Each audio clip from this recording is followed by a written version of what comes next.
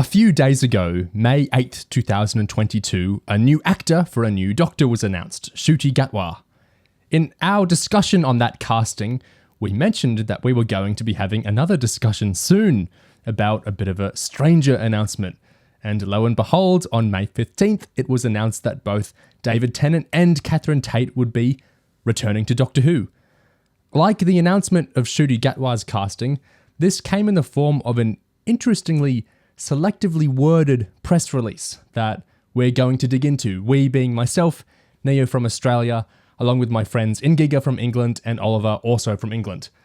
And before I go any further, can I just ask you two, very simply, was this Tennant announcement a surprise to you? No, not in the slightest. I guess surprising in the way it happened, but mostly no. Okay, that's that's really interesting. I don't think that's the response everyone would expect. So that response is something we're going to be digging into as well in this discussion. And I'm envisioning this as we're going to have 3 sections to this discussion. And the first section is going to be about what's public knowledge now. David Tennant, Catherine Tate, and some other key people are returning to Doctor Who. So in this first bit, we're going to talk about the press release, comments from the new, what do we call them? Showrunner, Russell T Davies, the very widely publicised set photos, not the kind of more deep ones, all that sort of thing. Public knowledge. And after that, I want to get into a bit of a thornier second segment where we're going to dig into why we weren't surprised by this announcement. We're going to talk about the nature of leaks and spoilers and how information travels across productions like this, and we'll have a bit of a deep dive into some specific relevant leaks, some of which we had in mind and maybe very obliquely referenced as far back as November 2021, the latter half of Flux. There, we're going to probe into what's happening with the show in more detail.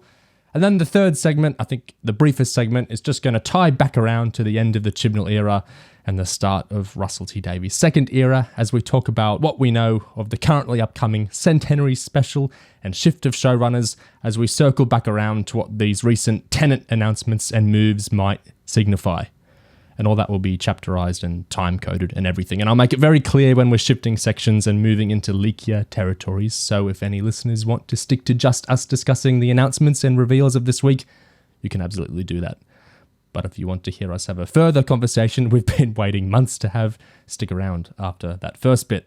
To begin, Gig, why don't you give us a rundown of what exactly happened May 15th, a week after Ncuti's announcement? Well, there was another mysterious emoji post, and this time instead of a blue square, it was a blue rotated square, so more like a blue diamond. So 2 hearts plus diamond, and after lots of fevered speculation about what it could possibly be, and a bit of, maybe a slight bit of annoyance from some people who had bought into RTD's promise that he'd shut up until 2023.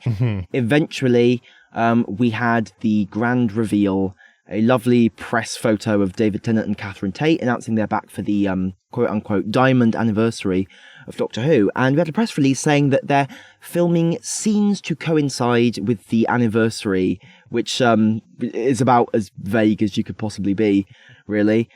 And the question of how on earth Tennant was back in the show was teased by RTD. He said some interesting things there. He threw out lots of possibilities, saying, oh, is it a land of fiction? Is it an alt Doctor? Is it a flashback? What could it be? Who knows? You'll have to find out.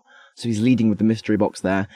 And yeah, that's pretty much the long and short of that particular announcement. Why is it a mystery? It's a 60th anniversary. Don't old Doctors always come back for anniversaries? Won't this just be a normal thing? Sort of giving the game away there, wasn't he? Yeah, so lots of people still don't seem to have realised that, but yes, he did very much give the game away. No, I keep seeing people expect all sorts of regular things to be happening, and it's just like we were talking about in the Ncuti announcement. You know, other websites and people pick up on the press release and they add what feels like very obvious inferences or implications to them, and they start saying 14th Doctor, and they start saying multi-Doctor anniversary, and they say all these things they haven't actually been told.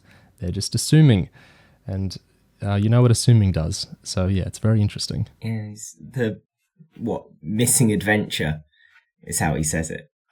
Yeah. Like the idea of the Doctor returning is just totally out of the question, because that's very obviously not what this is, right? That's not spoilers to say this isn't that. It doesn't look like that. That's not the implication. I think the vague or the fascinating wording from Russell in the press release and what we've seen of the filming so far signify that this is probably something a little more interesting than what might be expected.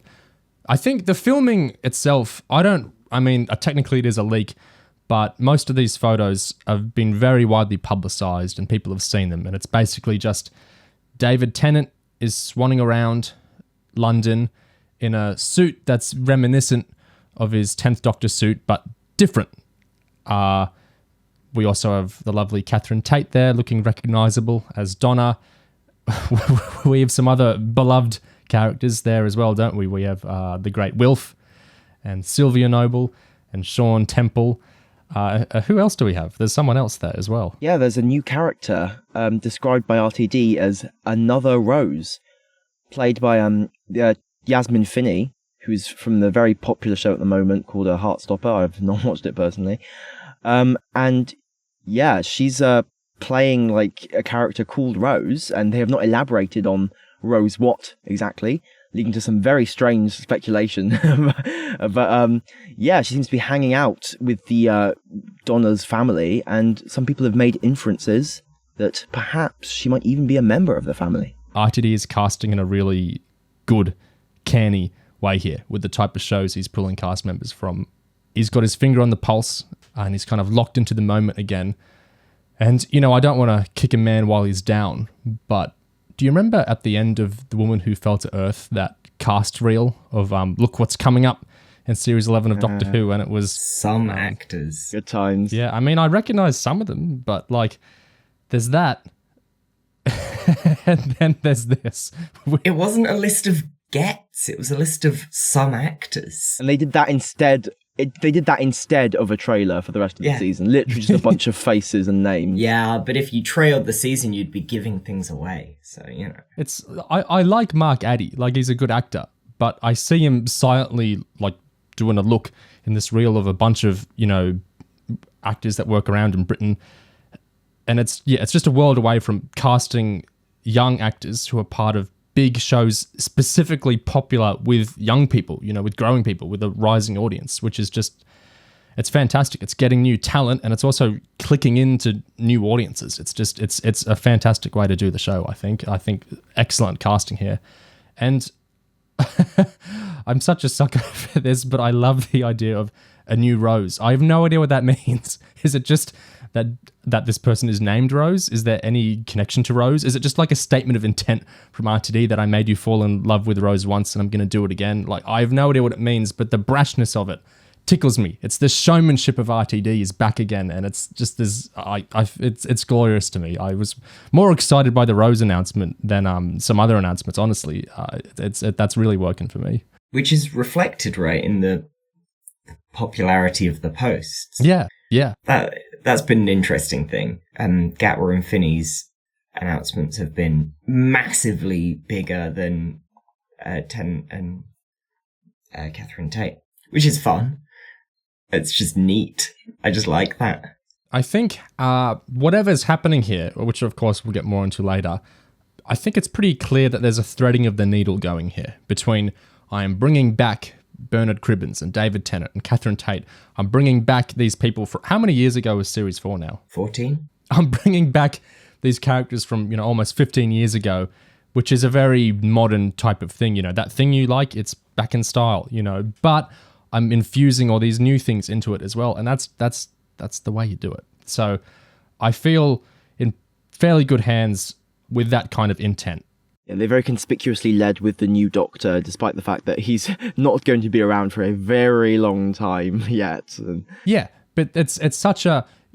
whatever the nature of how Ncuti's announcement went, like we talked about in that discussion, I think the fact that it came, you know, like a week or so before, like with breathing room before the Tennant announcement, obviously intentional. You know, that's a huge statement of intent that we're going to announce our future first, and then we're going to announce this thing that's going to be happening sooner, but we want you to have Ncuti in mind more than that, or before that, which is, that makes all the sense in the world to do it that way. To amend what I said last time we did one of these, it does feel very, it makes a lot more sense in retrospect, Ncuti's announcement, because it's too far off to be leading with a full promo, but it's going, here he is, first things first, the next Doctor, keep this in the center of your head. And then in the same theme, in the same way, we're going to be announcing some stuff coming a little bit sooner. And the fact that it sets up the coding, the emoji coding that they used for everything else. That's just neat. I like the emoji coding. I think it's cool. Yeah, the emojis have been very clever because, I mean, basically they started a miniature meme, I guess, because it's very easy to modify and do different versions of. So it immediately worms its way into your brain, I suppose. Like Taleli didn't get a full announcement, but just posted some emojis, and you go, oh, okay, we get it. Yeah, it's I think Ncuti first, and then Tennant and Tate announced, and then Rose, who's our first trans actor in a major role in the show itself, which is a big thing in itself. I like how connected it all feels. It doesn't feel like a disparate, I'm going to do the old thing, where I put all the old stuff back and then I'm going to shove all the new stuff, into you. I feel a kind of melding in how the announcements are being made. It's like whoever is or isn't in the scenes being filmed in conjunction with the anniversary or however it's been framed, it feels like you're meant to have all this connected in your head, that we're not just going on a glory tour of Tennant or whatever, and we're not just surging into a brave new world where this is all connected. This is, Russell wants to do this all together. This is all part of his intent for the show. And I think that's a kind of deftness of the PR of the show and the kind of positioning of the show that has been missing for a while, maybe. I mean, it's a sandwich, isn't it? Like a fan wax sandwich. Exactly. You start with the new, put some old in the middle, and then put some new after it. Nicely sandwiched in there. The costume's interesting. Yes, the costume. So if Tennant was just back in his old costume, the way he was in the 50th, that's really understandable. That's not just like in the fiction of, hey, this is literally Tennant from, series 4 era or whatever, but also that like it's messaging to you. This is a throwback. We're bringing a character back from this point in time. It's pure nostalgia. I'm not getting into story stuff here. I'm just saying the fact that Tennant isn't in literally a Tennant era suit is really interesting. That's saying something. The fact that it's uncanny. Yeah. Right. It's very intentionally signaling this is uncanny slightly. This is not right.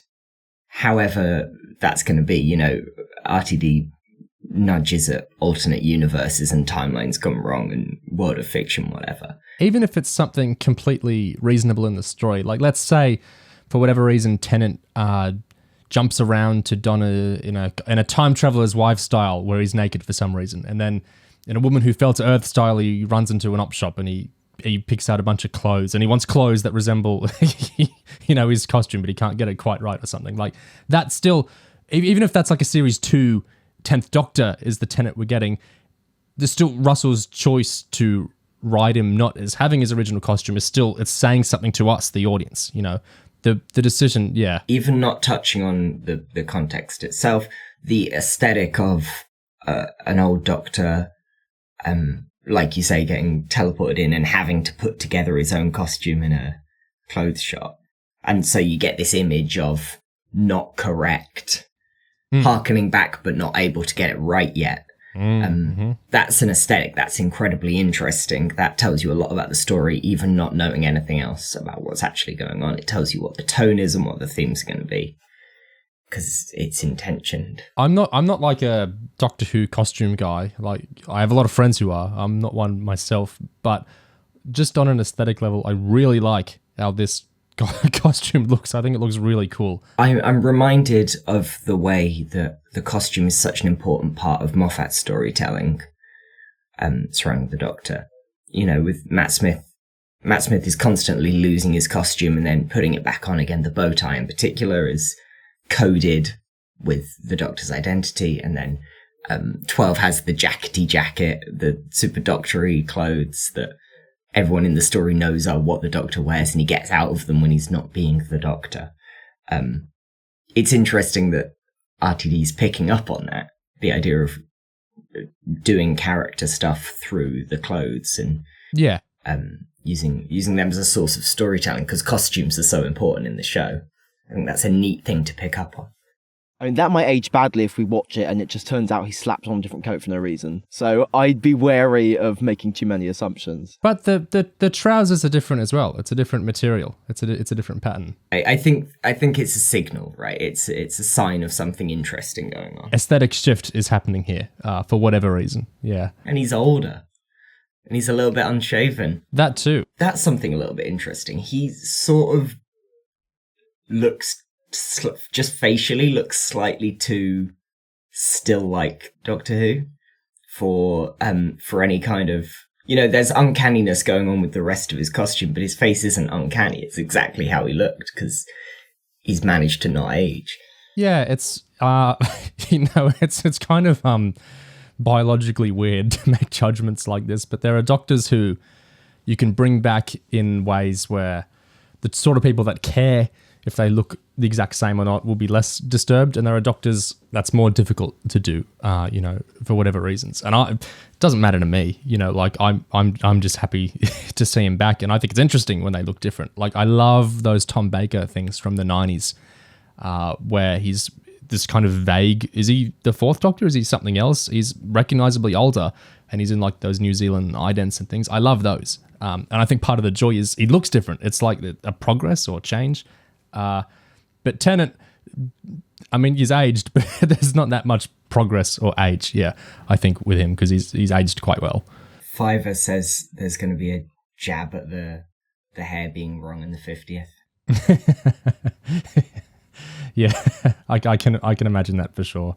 I love when Moffat and RTD spar at each other or each other's eras in whatever way. It's all in good fun, and it's even more fun when it does feel a little stingier than usual. Like RTD's great little complaints about the 50th; those are just beautiful. It's if anyone listening doesn't ever look at their Instagrams, you've got to look because they constantly comment on each other's posts in lovely bantery ways, poking fun at each other and themselves. It's a real joy. I don't want to say that I've got a parasocial relationship with two ex-showrunners of Doctor Who on Instagram, but indeed. I want to look at this press release like we did for Shooty. So the headline, David Tennant and Catherine Tate return to Doctor Who.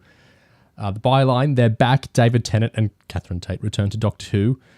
And in kind of a similar way with how the Shooty one kind of bigged up both Shooty but also RTD himself, this opens with one of the most loved pairings in Doctor Who's history have reunited and this is so good, and are filming scenes that are due to air in 2023 to coincide with the show's 60th anniversary celebrations. That's a really complex statement, and it's not what I think people read it as, which it's not saying the 10th Doctor and Donna are back for the 60th anniversary special. It's not saying that. It's saying something very specific, and it's using very specific wording. And anyone who works in PR can tell you people pore over media releases like this. Their wording is subject to many discussions and many meetings. This isn't arbitrary wording ever in things like this.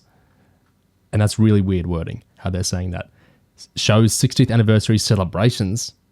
Well, what does that mean? Why doesn't it just say 60th anniversary? Scenes that are due to air in 2023 to coincide with.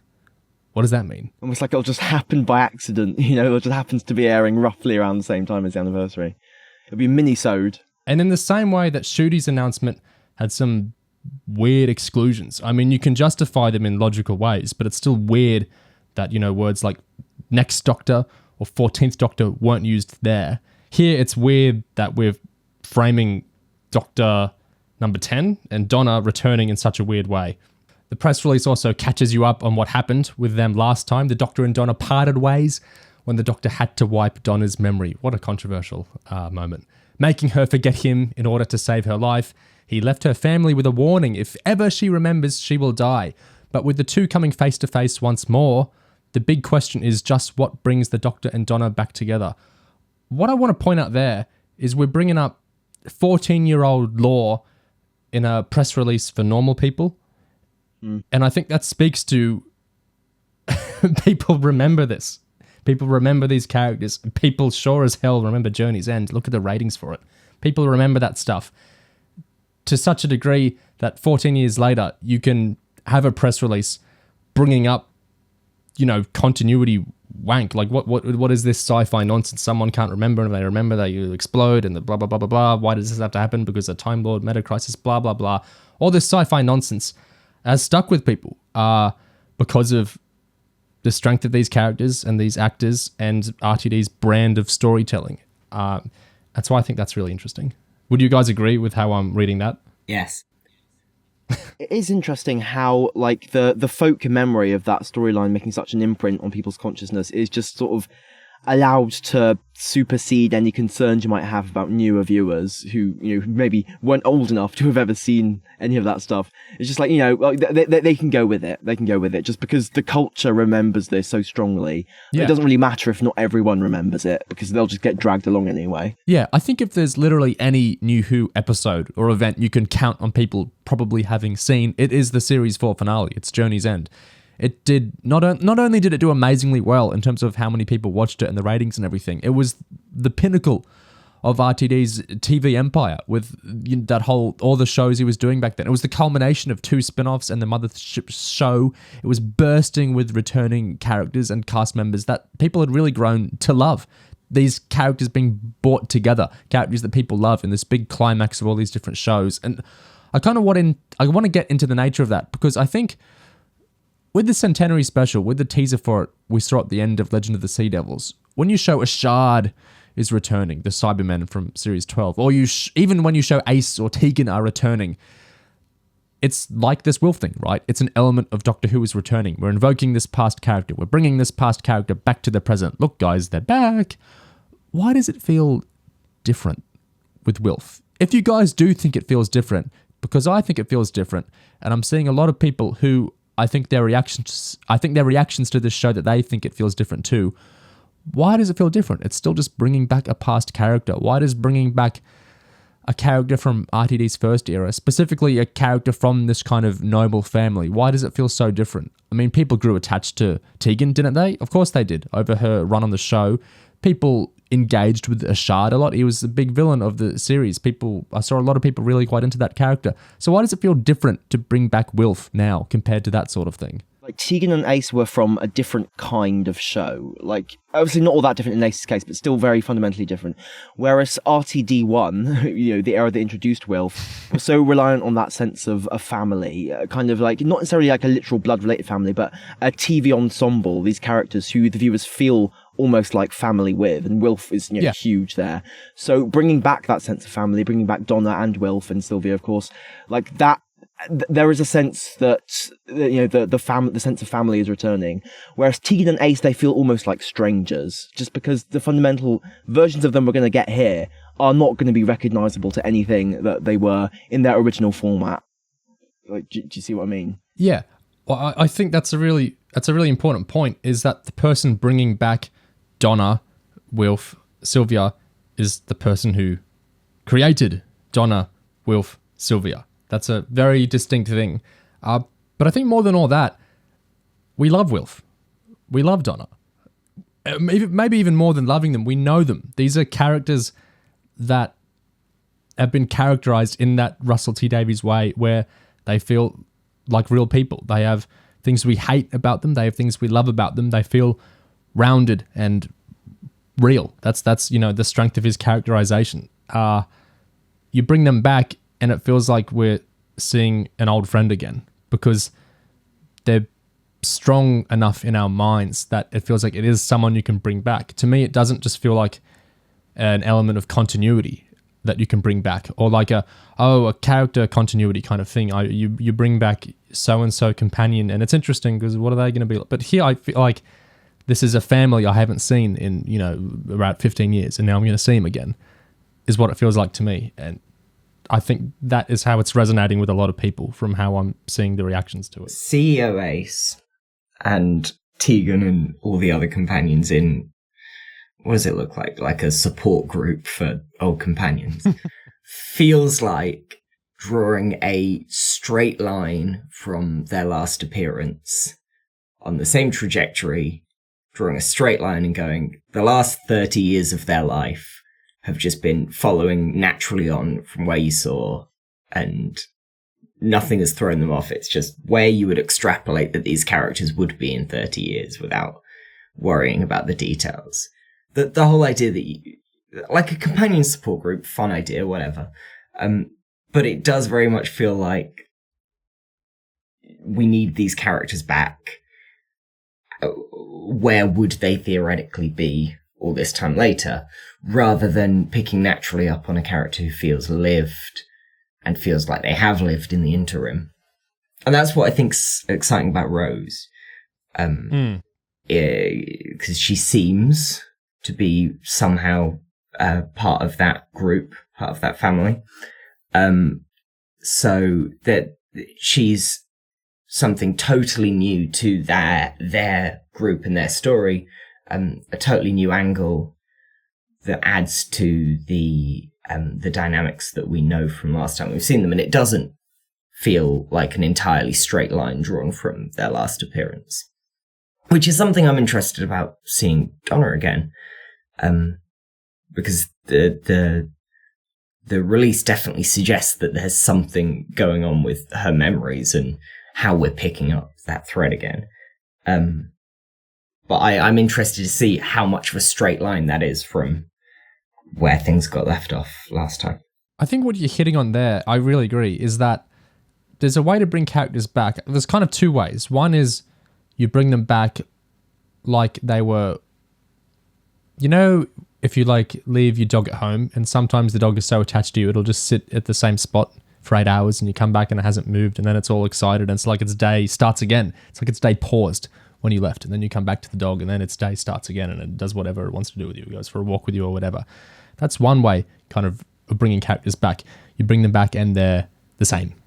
It's like nothing's really happened for them. They're just being brought back in like the status quo, like they didn't progress, like they didn't live at all in the meantime. And you see Doctor Who, this is one of the reasons I have a lot of issues with the 5 Doctors, is I think it does a lot of that kind of thing. Sometimes that's how characters are brought back. And I'm not a big fan of that because they just feel like wax museum figures to me. I wasn't even thinking of 5 Doctors when I thought of that. But yeah, they feel like, taxidermied to me then. And that's less interesting to me because it's like you're banging toys around, like a 10-year-old's fantasy version of Doctor Who. The other way you can bring characters back is, like Oliver's saying there, they can have lived in the meantime. They can have changed. And that can be uncomfortable because you're bringing them back and they might not be exactly what you wanted. They might have aged. And, this might not be, as much as Hollywood right now is trying to stop, aging, and we can bring them back literally like they were 20 years ago. I think it's a more interesting thing to bring them back not as they were when you left characters, to bring them back older, different, maybe worse, maybe indeed worse, maybe less likable. Well, like having become a CEO. Yeah. That's the other way you can bring characters back. And like with bringing back the nobles, I want to know what happened to the lotto money they got in the end of time. Are they still living large, or is that money gone? What happened there?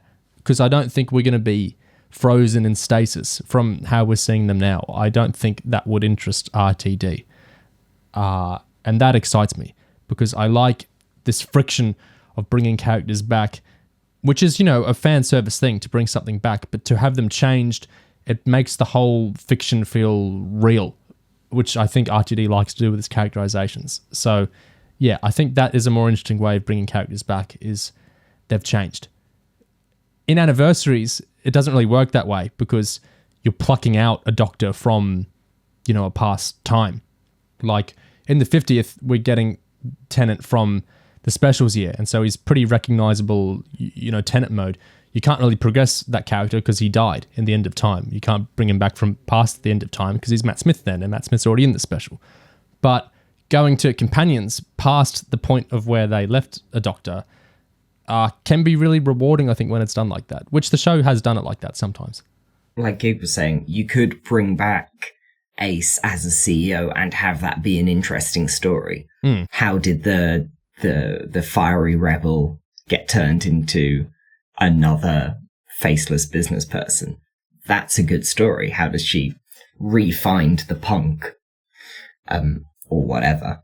But there's also the version of that story which this feels like, where you have this extremely liberal.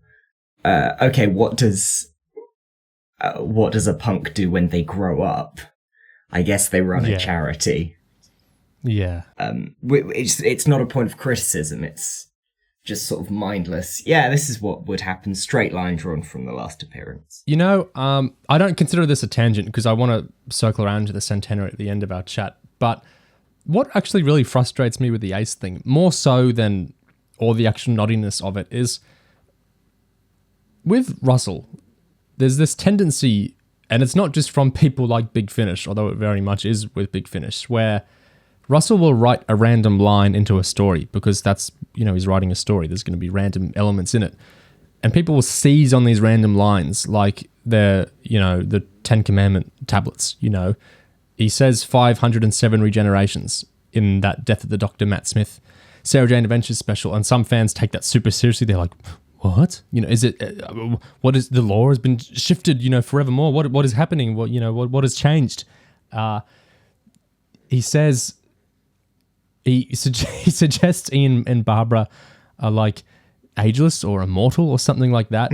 And, of course, it's kind of a twist, so I won't say the story's name, but a story bubbles up somewhere which explains, how that literally happened. So it's not just a suggestive little fairy tale-ish, sure, maybe this happened, it's a rumor. It's no, that literally happened, and here's the story of how it happened.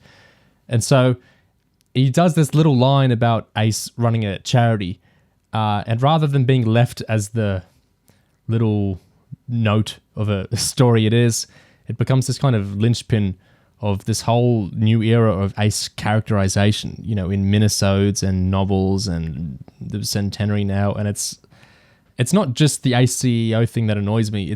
I kind of feel frustrated at when writers might throw out these little lines like Toby Whithouse's Minister of War thing, and then people take it so seriously and they want it all explained and they want it all super solid. I feel it's kind of constraining because, like, how do you keep writing throwaway little suggestive lines like that if if the whole Doctor Who engine is going to rush to crystallize them as literally as it can? That annoys me a little bit, but that is what it is. Yeah, it annoys me when you say throwaway lines, like stuff that the writer probably didn't think that much about at all. Yeah, in terms of being a good story or like an appropriate story or kind of an interesting story. Just like everyone just has no like standards or filter. It just immediately gets picked up, regardless of what it is. So it's like playing with fire almost. I kind of wish it wouldn't happen so much. Yeah, it's like Ian and Barbara being ageless and immortal. It's like that. Well, in the moment, my assumption, I could be wrong, but my assumption would be RTD really likes Ian and Barbara, and he just thought that would be a nice little tip of the hat, would be this, what if they didn't age? He wasn't like, I don't get the impression this was like a super serious, this is the obvious culmination of their characters, is that they don't age, and this, is the perfect ending for them. This is my perfect, story finality for these characters. It's because blah, blah, blah, to then be, processed into actual stories and endings by other companies and things. I think it was just a little, well, I love those, wouldn't that be nice kind of thing. And so you can just ignore all this other stuff. Well, the Ace CEO thing, we can't, can we? Because that's going to be in the enormous centenary thing. But yeah. There's no way of ignoring that. Yeah. I never want writers to stop doing throwaway lines. That's part of the joy of the show and the genre like this. But I just roll my eyes a little bit at the... It's almost like the whole canon type thing, isn't it? Where people want all the information to interlock and be really consistent and literal. And I don't like that. I don't think that's fantastical. How long before we get a companion chronicles called The Time He Stole the Moon and the President's Daughter that just goes into extreme detail explaining how that happened? For me, I think the whole way this, sci-fi fantasy genre kind of thing works with like backstory and suggestions and whatnot, it's like you mention a bunch of stuff the audience hasn't seen and hasn't heard, and it makes the world feel bigger. You say the Minister of War, and everything feels bigger and more exciting because we don't know that story. So you write that story and you make the world smaller and less exciting because now we do know that story. So I feel like to fulfill all these lines is kind of missing the point of why the lines stand in the first place. Like everything in moderation. And obviously some great stories have been written kind of filling in the lines of, little throwaway things. Russell T Davies and Stephen Moffat themselves have done that kind of thing. But the compulsion to do it for everything, which is pretty prevalent in Doctor Who, maybe it's just a consequence of how much damn content and content companies there are, surrounding Doctor Who.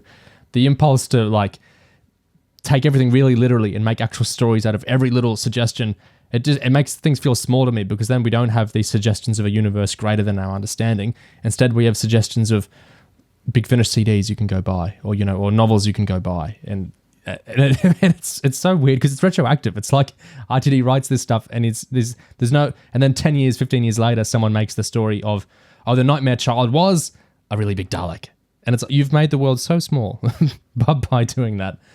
But yeah, so that's just a little annoyance for me with Ace CEO type stuff. Isn't just Ace being a CEO, it's that, come on, it was, a throwaway line. Do we really need to process so much through it?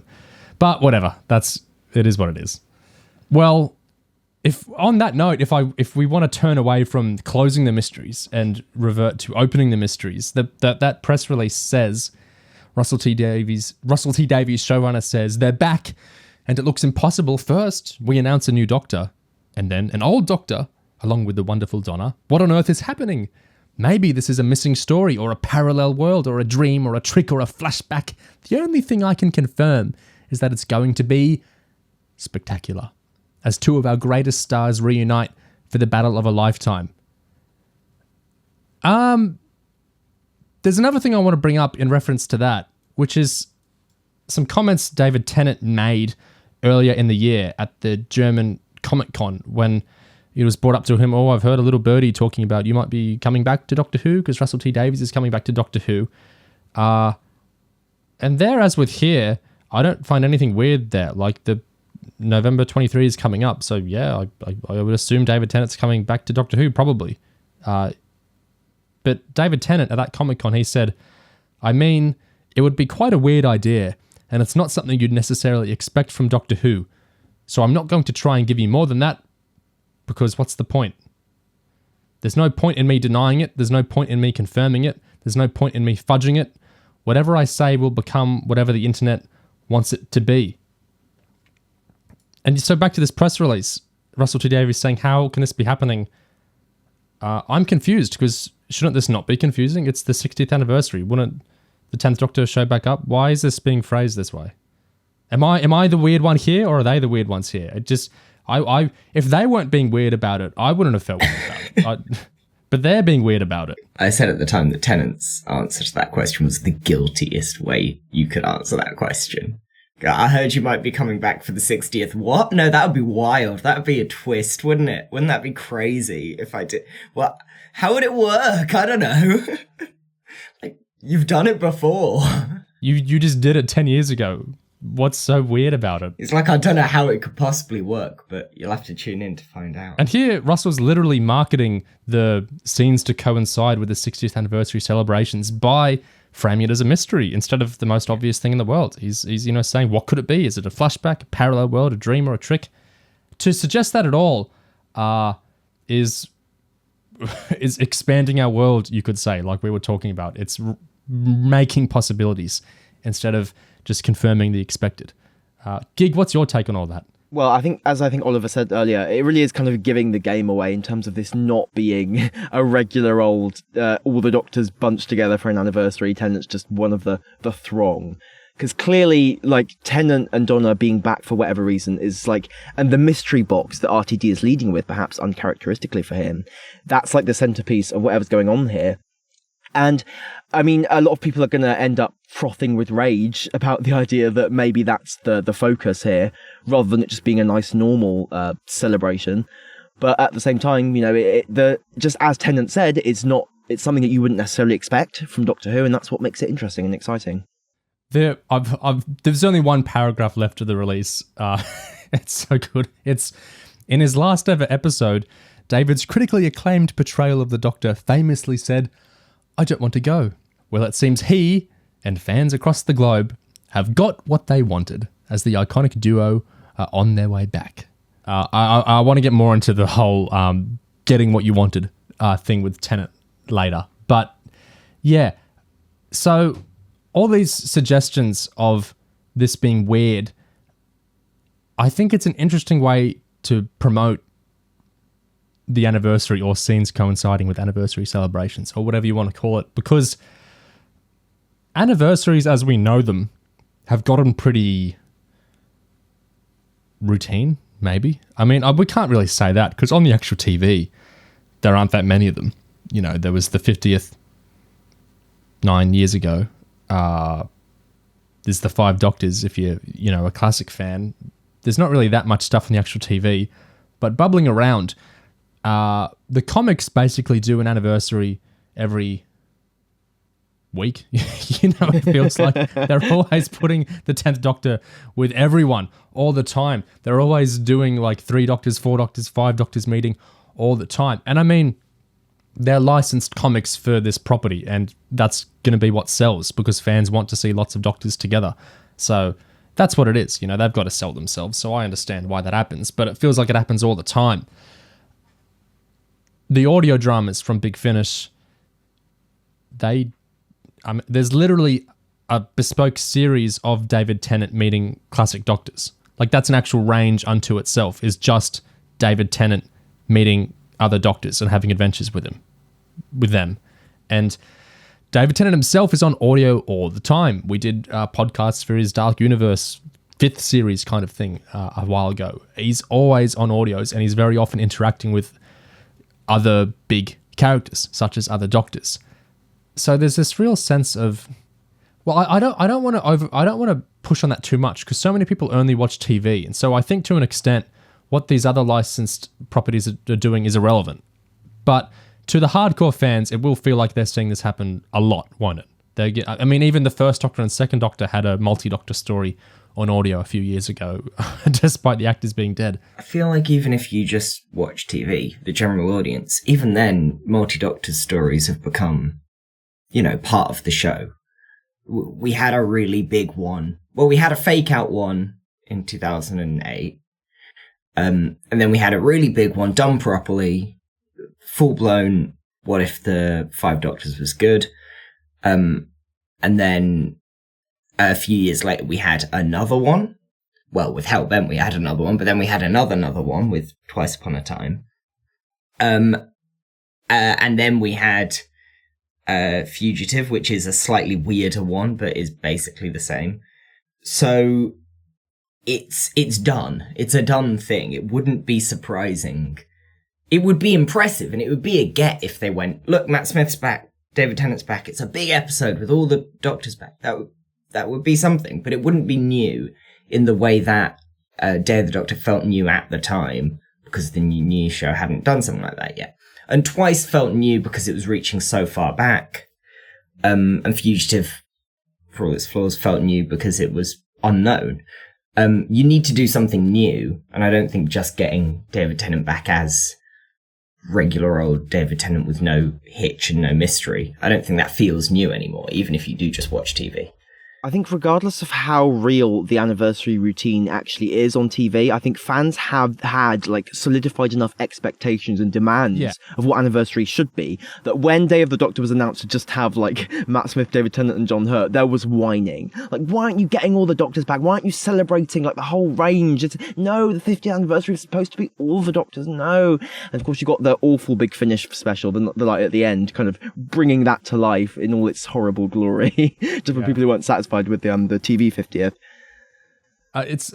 I think, even if you don't engage with Big Finish or the comic, even if you're not aware that these things exist, multi-Doctor special is an actual phrase. And, any, the Radio Times or BBC articles that are on, anniversaries, at the last few paragraphs are probably going to mention previously Doctors reunited in, the 5 Doctors or the 3 Doctors. They're going to you're aware that this is kind of a ritual. This is kind of a thing that happens is on the anniversary, we get multiple Doctors back and they interact, and, that's how an anniversary works. And there are anniversary stories that don't work that way, but they tend to be received, if not always controversially, with less adoration or widespread adoration than the ones that do unite people together, like Day of the Doctor. I really like the really, really messy and really, really long 40th Anniversary Zagreus audio drama, because I really like the story and I like how it's realized, but I also really like its steadfast refusal to be what people wanted, because this isn't a spoiler, this is kind of the premise of it. It brings the old doctors back, like Peter Davison is back and Colin Baker's back and Sylvester McCoy are back, and they're not playing their doctors. They're playing different characters. And then it proceeds to do that with all sorts of actors, and it's telling a really strange story through how it's doing that. And in a way, I feel like it's honoring the actors even more by giving them different kind of things to play along with that. And it feels, it's admirable to me that it's just trying to tell its own story rather than try and tell expected anniversary type of story. It's just trying to tell its story for the Eighth Doctor and his companion at that time. It has integrity, you might say. It has integrity, exactly. And it is trying to tell a story. The 50th is so good at threading the needle because it is trying to tell a story, and it does that through this continuity stuff. But the 50th is a story in itself. Of course, I mean the TV 50th, which is, I think, why it works so well. And so it becomes kind of constraining, I think you could say. The same way that some people think the showrunners chafed at the Christmas specials eventually because does it feel like a constraint that you need to put Christmas into them? I don't really agree with that, because I feel like Moffat did them more Christmassy and RTD did them less Christmassy. So the earlier ones were less Christmassy, and RTD often would just have kind of some scenes that went, oh, it's Christmas, and then he'd move on with telling his story. But anyway, you can see how the idea of expectations on certain special episodes can be a constraint, perhaps. And so I think there's a very understandable fan expectation that the 60th, whatever it is, will bring everyone back and do all the sorts of things you expect. But if that doesn't happen, I think that's really exciting. You know, whether it's a good story or not, because I just love to open up the storytelling. And even if there's so many complaints you could make with the possibility of what if they only bring one doctor back or only two doctors back? Like Gig was saying, there were complaints about the 50th for only having 3 doctors essentially in it. But do we really want to kind of lock in these kind of stories forever? Do you want every anniversary to basically be the same structure of we get 3 or more doctors and they have to quip at each other and insult each other a bit and then compliment each other a bit and save the day together? If you do want them all to be like that, there's always going to be stuff like that around on audio and on comics or whatever. But the idea of the TV show freeing itself up a bit and saying, hey, what if we do an anniversary that's not that? What if we do a different kind of story with the anniversary? That really excites me. I missed a Molly Doctor story, Deep Breath. But I think Deep Breath presents a really interesting way of using the past, not just to repeat this formula of, because Day of the Doctor's the multi-doctor formula done good and about something. Deep Breath offers a different way of doing it, pulling on the previous incarnations and the old bits of the show to reinforce the story being told without derailing the whole thing. And people are right, obviously, that this is backwards looking, obviously. It's egotistical, obviously. Maybe not incorrectly so, but there's a massive amount of ego in going exactly back to when you left and picking up threads directly after your last episode. That's egotistical. But it's also interesting. It's undeniably an interesting thing to be doing, especially all the uncanny and the bits a little bit wrong and it not quite working. It's interesting. I'm interested. I'm interested in this as a kind of anniversary story that's not just, oh, we've bumped into all the old doctors. It feels like we've done that. I think, like, pretending that Tennant isn't the most worshipped Doctor with the most worshipped era, and that Tennant and Donna aren't like that, like, that huge Journey's End moment wasn't a complete cultural, like, reset. I think pretending that's not the case would get us nowhere. And, like, fundamentally, because of that massive popularity and, like, just insane cultural dominance, it makes sense to do the fan wank revival of their era. It just makes sense. And, like, I think a lot of fans maybe don't want to concede that fact is true, that people want to go back to that world, and that there is a degree of cultural stagnation happening. But at the same time, it's the stagnation that you could say is a problem. The symbol of the stagnation being RTD2 and Tennant and Tate coming back, that's not necessarily bad in itself. You can still do something really cool with that. Like, some of these nostalgia revivals are actually really delightful. Obviously, like me and Neo, we love Twin Peaks Season 3, we love Matrix Resurrection. Some of these are really cool and iterative and fun, because it doesn't have to be awful, basically, even if it is fan wank. I remember having arguments basically on this very topic in 2018. When Murray Gold left, I don't know the exact circumstances of how Se-Yeon came to be the composer of the show, but when Murray Gold was gone from Doctor Who, a lot of people were like, well, this is great because it's change, and Doctor Who was about change, and so we've got a new composer now, and that's good because that's going to be different, and that's change, and that's good because Doctor Who was about change, and change. You follow. And so I get what they mean, but I think it's a really too simple way of looking at it, is like, this one person doing it is not change, and so you change the person doing it, and that is change, and so that's how we change things, is we change the people in the roles. Because the implication there is that the person in the role in the first place can't change, or they can't produce stuff that's changing, which in Murray's case is like really, literally, really obviously wrong. Go listen to Series 1's insane MIDI synths, and then go listen to Series... Well, you can't listen to Series 10's. Go listen to Series 9's soundtrack. That's not the same. And in fact, go listen to Series 5's soundtrack, and then listen to Series 8's, and then listen to Series 3's. That's not the same. And you know why that is? It's because Murray Gold changed. He changed his music, and he changed his style, and he learnt how to compose differently. He learnt the tools of the trade of the low budget kind of BBC composing. You don't have, that much orchestra access right now. You've got to do a lot of it digitized. Are you meant to use reverb or not on the orchestras? Let's learn how. Later he gets more budget, and later he can use more orchestras. And all the time he's shifting. Like, even it's not just that Capaldi's theme, and I don't mean the theme tune, I mean like his character theme. It's not just that Capaldi's character theme is literally a different music than Matt's. It's that the whole nature of Capaldi's piece is different. Matt's is a very repetitive thing that gets used in like short bursts throughout the show. Capaldi's is a really long, dynamic thing, and so it's used in longer scenes where it has to build up to crescendo over time. It can't be used so much in short bursts the way Matt's can, because it's a different style of music and it's a very different composition. So the idea that we're changing to Se-Yeon, and that's good because the music's going to change now, is silly to me, because there's this implication that a person can't change what they're doing, and that the best way to change or the best way to progress something is simply to change the person doing it. I don't agree with that at all. So bringing Russell back, it could be a stasis thing. Like I've spoken about my fears of he's just going to do the kind of thing he's done before again.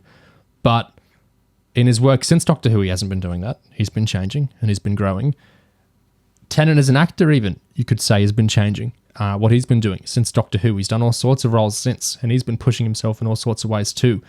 And so it very much seems like a throwback and like stagnation to go back to Tennant and Russell. And it very much could be. We won't know for quite a while. But I don't buy into the kind of baseline just because we're bringing people back, we're not going to progress things. Because like Gig said, there are some great stories out there that we're in a sea of revivals right now, because, in this world where there's so much content being made, that IP is so valuable simply because, hey, I know that thing is extremely worthwhile now, simply because there's so much noise in the world and there's so many series that, hey, I remember that from my childhood, is a really powerful thing now just to get someone's eyes on a screen. Amidst all the kind of crap, revivals we see, there are a few that bring things back differently. It's like we were saying about characters, being like the wax dummies, or characters growing in the meantime, like how Twin Peaks The Return did it, or what the Matrix Resurrections did by kind of relitigating in a new way, the story from the original movies. So I understand people's stance that this is crap and this is just stagnation to bring everything back, and it could be, but I don't at all buy into like that it has to be just because it's bringing things back. I think there's something satisfying about the show finally caving into the Tennant stuff, because it felt like something that was probably coming for a long time. I remember I thought that Chibnall might do it at some point at the end of his era. Maybe he'd finally give in and have Tennant cross over with Jodie, just to try and give his era a boost. Maybe the BBC would tell him to do it. But like, it's been lurking for so long. Like, ever since Tennant left, there's been people like, oh my god, I want Tennant back, I want Tennant back. And it's just, it feels like this probably won't exorcise that, but it's so, there's something satisfying in a grim way about finally bringing it into the show and just caving, just doing it. Yeah, we're bringing Tennant back, let's do it. Was it 2020 gig, like we started joking about Tennant re-dominating Doctor Who? Because I remember he started taking over like the licensee properties a lot. Like, I started noticing there are a weird amount of comics with the 10th Doctor coming back in him. And then, like, he came back to audio pretty early, with Catherine Tate no less, but he started doing more and more. And like, as lockdown happened, Big Finish and Tennant really capitalized on that by recording tons of stuff with him. And so Tennant started popping up everywhere. And this was exacerbated by the fact that, for loads of reasons, some of them COVID-related, some of them not COVID-related, Jodie's reign of Doctor Who was pretty intermittent. She would do a series, like the 13th Doctor would have a series, then they'd disappear for quite a while. No spin-offs anymore, until Redacted this year, I guess, on audio. But no spin-offs to keep the flame alive. Long gaps between series. A shorter series eventually with Flux. It felt like there was less of the mothership show. And all the while, Tennant is cropping up everywhere. He's, in all the comics, he gets this huge Time Lord Victorious meta project between all sorts of properties to him. He's having actual series on audio, the Dark Universe thing. I feel like, every week I was seeing a new Radio Times, David Tennant's 10th Doctor is just, he's done whatever. He's doing a series of audios with classic companions. He's committing genocide in new novels. He's meeting Colin Baker. He's always doing everything there. And so it's the most funny culmination of that in the world that he ended up actually returning to the show. And it's like ripping off a Band-Aid. I think it's like what Gig's saying. Yeah. It's like saying, this is a very significant thing happening. Let's actually look at it. And I'm not saying the scenes to coincide with the 60th anniversary celebrations are necessarily going to poke at this kind of Tennant dominance of Doctor Who in any interesting way, if they do at all. Who knows what this is going to be? It's not necessarily going to be, some Matrix Resurrection, some Twin Peaks 3 type exploration of it. In fact, I would assume it wouldn't be to the extent that we might like. But to bring him back at this scale at all is going to start this conversation in a real way and in a real frank way. And I think that's great. I think that's a really interesting thing to have, because that's the reality, is that he's more popular than the others. The same way that Tom Baker was more popular. The TV movie, before they set it on Sylvester, they were talking about, do we bring Tom Baker back? Do we have Tom Baker regenerate into Paul McGann? Just because the dominance of Tom Baker's Doctor over the classic era is bigger than the logic of the show. And so David Tennant's prominence over New Who is bigger than all sorts of logic or lack of logic around the show as well. And so I think it's interesting for that to bubble up in the show itself eventually. I've seen concerns that this will set some sort of bad precedent, like, oh, maybe they'll bring it back a third time, or maybe they'll just start bringing other Doctors back to just take over. And I'm kind of like, I don't really care at this point. Like, okay, so that's a bad precedent, fuck, whatever, fine. Sure. Yeah, it's this worry that the strict numbering system or whatever is going to be broken, A, as if it isn't already, and B, also, who cares? Who cares? Who cares? If they start bringing back old Doctors, all right. If they start doing weird one-off Doctors, sure, cool, I don't care. I'm not attached to the cleanness and the order of it all that other people seem to be. I think people have got to be aware, and I mean this in a super literal way, because it isn't just Russell T Davies, it's Russell T Davies, Andy Pryor, Jane Tranter, Phil Collinson, Julie Gardner. It's literally everyone.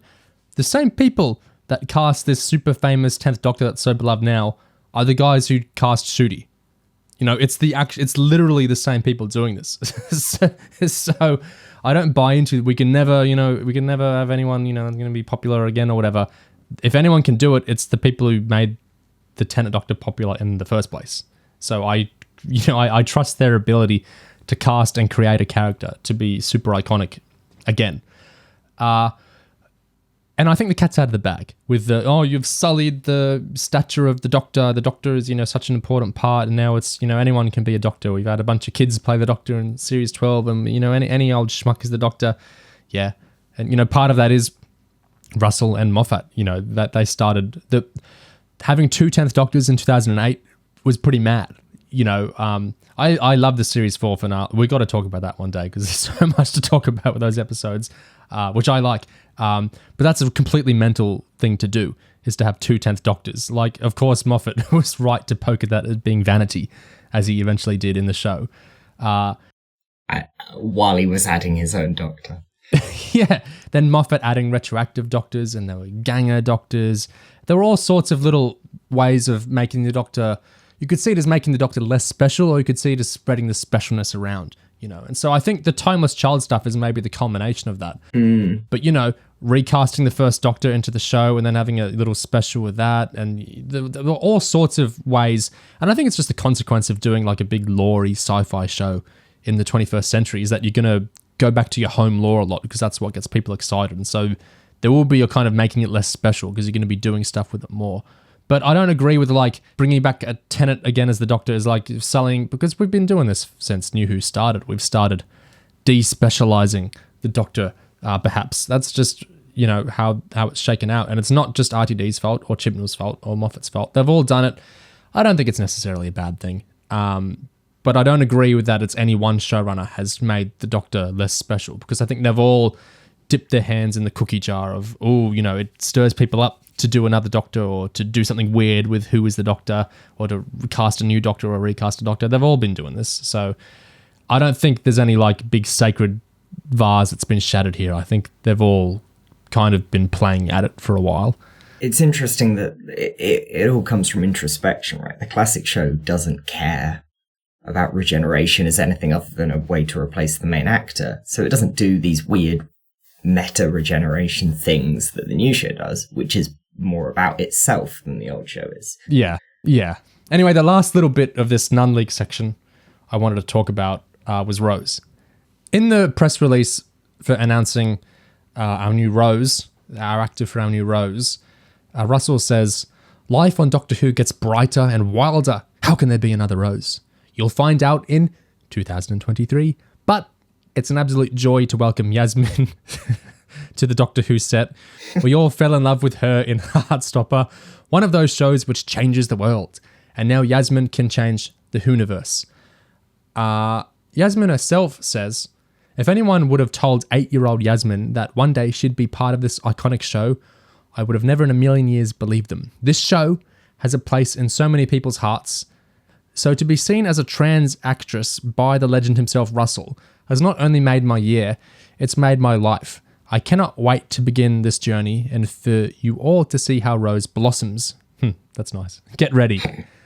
I have complete faith that she's got to be a killer actress and that she'll do great in the show. Because look at, again, this is the people who made, you know, the Tennant Doctor in the first place. They know what they're doing. I'm sure she'll be fantastic. But in terms of the casting, it's really big that we have a trans actor in what's being kind of sold here as a really prominent role. And it certainly seems that way from the photos coming around at set. That's a really big thing to do, especially for a British show.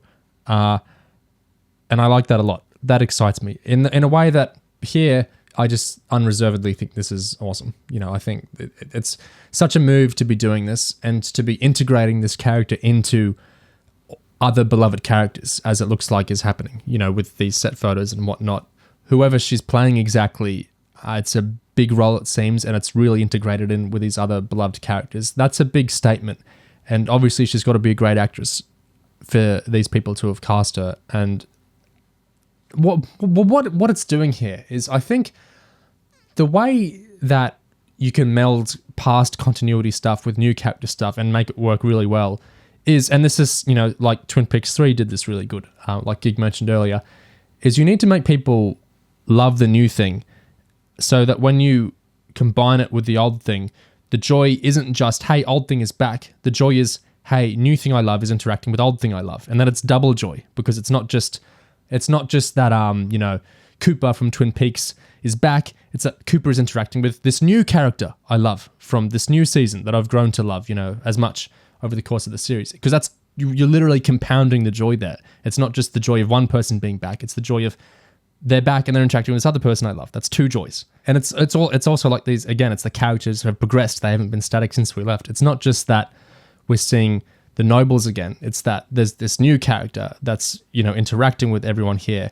And I guess the joy of these, whatever these scenes coinciding with the 60th anniversary celebrations are, that it's not just old people coming back, that it's also new people integrating into this, excites me, because that means it's a step forward in more ways than one, basically. If you want the show to be fresh and do interesting things, then compared to like both Tennant and Gatwa, like this is just more exciting. I think it's just more interesting and new and fresh. Yeah. Like it just is. Yeah. So I think that's awesome. Yeah, interesting that she's had an announcement. Yeah. On the same level as the other two, both of whom are Doctor announcements.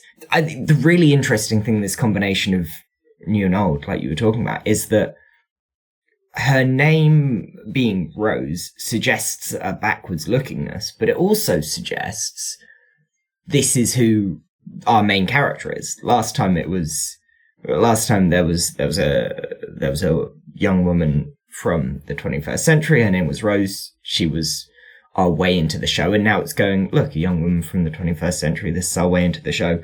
This is what the character looks like today. This is the story we're telling this time around. I love the line in the press release, how can there be another Rose? Because on one hand, you could read that as sounding very silly because, you know, obviously Rose, it's just a name. There can very easily be someone else named Rose. But the subtext of that, which I think we all get, is that when he's saying, how could there be another Rose? It's not just literally, how can there be another person named Rose? It's like, how can we be having another character who is named Rose in the show when there is already such an iconic Rose? Like, what could we be meaning by doing that? Like, what's the story there? It's understanding the narrative implication. Yeah.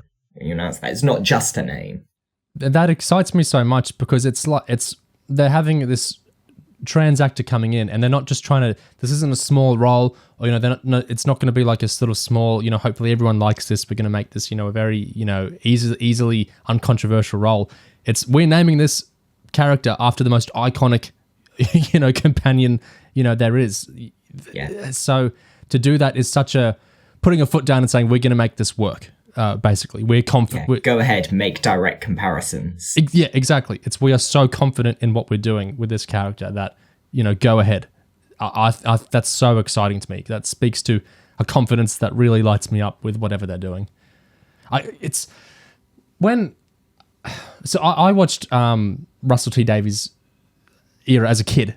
I was a fan of Doctor Who beforehand, from classic reruns and stuff. Like, I love the TV movie as a kid, especially. But I was, you know, young. I was the right age for Series 1 when it started. And one of the big things about Russell T Davies' era, as you lived through it, and this gets so forgotten now because I see people say shit like, you know, none of the other showrunners had to deal with being called all sorts of names and having all sorts of agendas, you know, projected on them all the time like Chibnall has.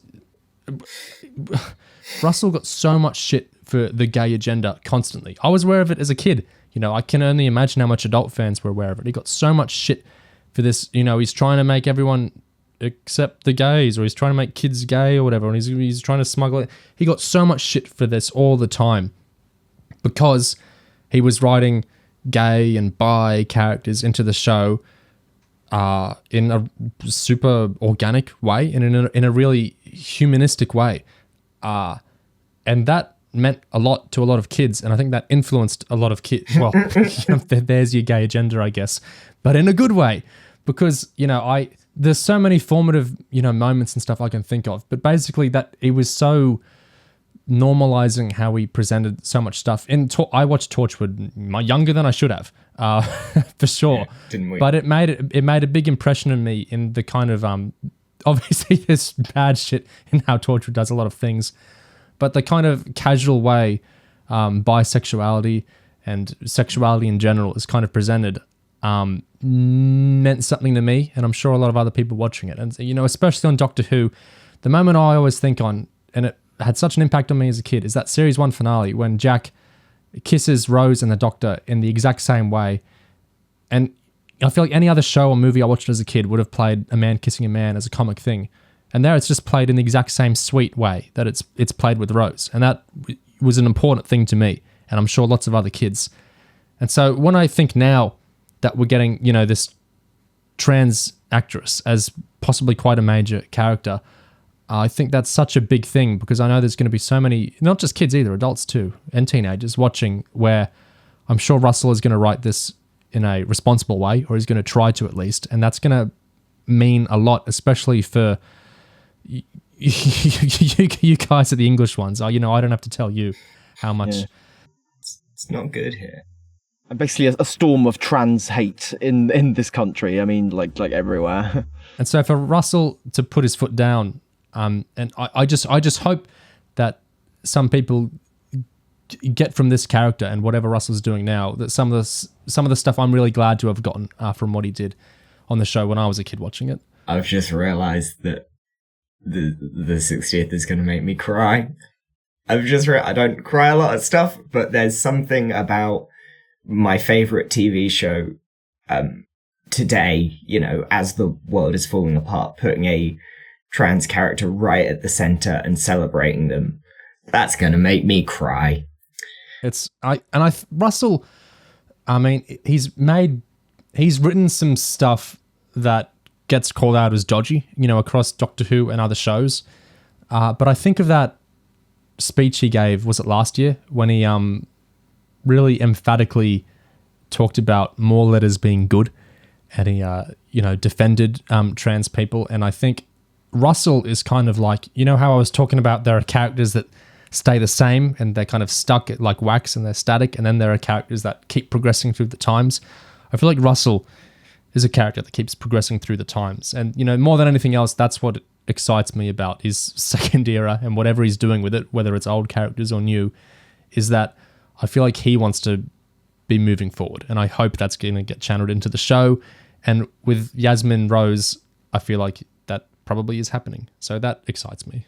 There's something so funny about the fact that obviously in the expected awful way, the moment a trans character is announced, people are like, "Oh my god, I thought RTD was going to save the show from the woke brigade. He's doubling down on the woke," and it's so funny. And like of what you said, like the gay agenda accusations were just flying so much in his original era. Like, how could anyone expect anything different? I mean, it's the same. It's just the same shit happening now, just with a different, slightly different face on it. But it's always selective amnesia with people just kind of inventing some idea that RTD would somehow just give them the perfect reactionary safe show that they fantasized about. Of course not. That'd be stupid. So much of this shit is just people watch something as a kid, and as a kid you're less aware of everything. Well, most kids are privileged enough to feel that way anyway. And so as an adult you think, well, wasn't it great that lacked politics, or that lacked this and that lacked that? And it wasn't. It was just you were a dumb kid. Yeah. It's I like what you were saying about RTD's previous writing. I'm confident there's not going to be nothing controversial or potentially problematic. Obviously not. Big complicated political issues, just in general. It's very difficult to make engaged TV today that isn't, slightly imperfect in some way. But this is going to be a queer TV series that's queer and loud and celebratory and queer, and that's important, and I am excited beyond words.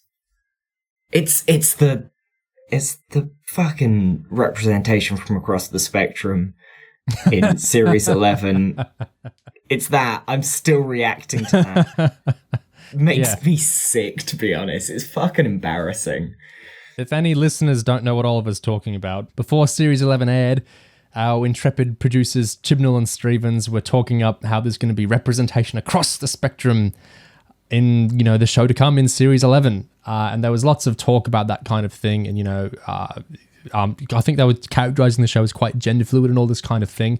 And then what shit did we get? We got a couple of dead gay wives and a couple of gay bit characters that died across the way. And then in this last year, we're getting whatever they're doing with Yaz and the Doctor. But, it's either it's scraps or it's an insult. And then, RTD to immediately open with major trans character. Yeah, it's it's a world of difference. I would like to celebrate Finney as the first on-purpose queer Yaz in Doctor Who. Yeah. Well, I think we did a pretty good job talking for a while without talking to the stuff we might want to be talking about more.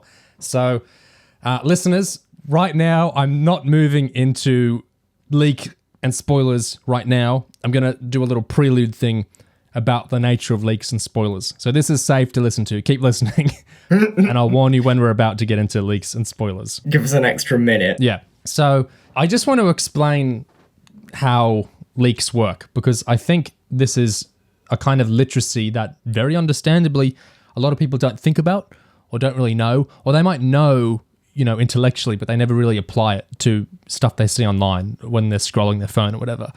So information comes from a source. You know what I mean? Information isn't a big faceless wall of noise beaming at you from everywhere. As much as it feels like that, all information has sources. It all comes from somewhere. And leak culture on the internet is so huge and ridiculous that it feels like you hear leak and you just think this is nonsense, because you're constantly seeing this endless stream of grifters on YouTube and Twitter and wherever else who are saying, I heard Batman's going to be in the whatever movie, and I heard Doctor Strange is going to do this, and I heard blah, blah, blah, and then Star Wars, and this is happening, and that's happening. And, it's all crap. And you see it doesn't come true, or it comes true in completely different ways. And you think, this is all shit. This whole leak culture is a grift, or they constantly get stuff wrong, blah, blah, blah. This is nonsense. I'm going to ignore it. Completely understandable. Who wants to deal with all this noise all the time? However, the way stuff works is stuff gets made by a bunch of people, and people talk to other people. So say you work with the sound on a movie set and you're making Doctor Strange 2 or whatever. And then say you chat to a friend who doesn't work on the movie about it, and they learn something about the movie that's not public knowledge. That friend, has some true knowledge right then from a very traceable source, someone working on the actual film. If that friend goes and tweets that out, what they're saying is true. But how are you going to know it? There's people tweeting all sorts of nonsense about Doctor Strange all the time on the internet. It's all just noise. It all doesn't mean anything. The way you can kind of sort through that, though, is history, reliability, credibility, because there are some... I'm going to use an example. There's a guy on Twitter called Viewer Anon, and he's been around for years. And the reason he's worth paying attention to is because his knowledge comes from a really understandable source he's quite open about. It's that he goes to a lot of test screenings. He's able to go through to a lot of test screenings for various reasons. And he networks with a lot of people who go to test screenings as well. So they'll message him things about test screenings. And he won't put everything about test screenings out onto the internet, because he's got so many people that talk to him. He can go, well, I have 6 people that told me what happened at the Flash screening today, and 2 people said different stuff, but 4 of these people said the same thing. So I think it's pretty likely this thing did happen in the movie. If I tweet out, this is how the Flash ends, by these 4 people I trust who's telling me that, that's probably going to be pretty solid. How are we to believe him? He's just some random guy. It's because he has years of doing this where what he's saying matches up with the actual movies. You can go back and see, he said all this stuff was going to happen in this movie and it did. And then he said it was all going to happen in this movie and it did. And it did. And it did. And it did. So he has credibility because the way he gets his information makes sense, and because the information he's been sharing for so long is right. And when it's wrong in ways that make sense. Like a movie changed in reshoots. And of course, people can say this for anything. This is how the grifters work. They can say, this thing was going to happen that I said, but then it changed in reshoots. But things can change in reshoots. So if someone's very credible with other things, and then there's circumstantial evidence as well. Like you can say, people have been saying for ages, Doctor Strange 2 opens this way, and then it didn't open that way. But actors make interestingly phrased comments, like we've been talking about interestingly, selectively phrased comments in our press releases that seem like they're connecting to how this movie might have opened. And then there's this toy that connects to how this movie might have opened. And toys, of course, are made early into, a film's run. It's just like how you might get video games that are based on earlier scripts and things, just because that's how stuff's made. So the point with leaks is that they have to come from somewhere.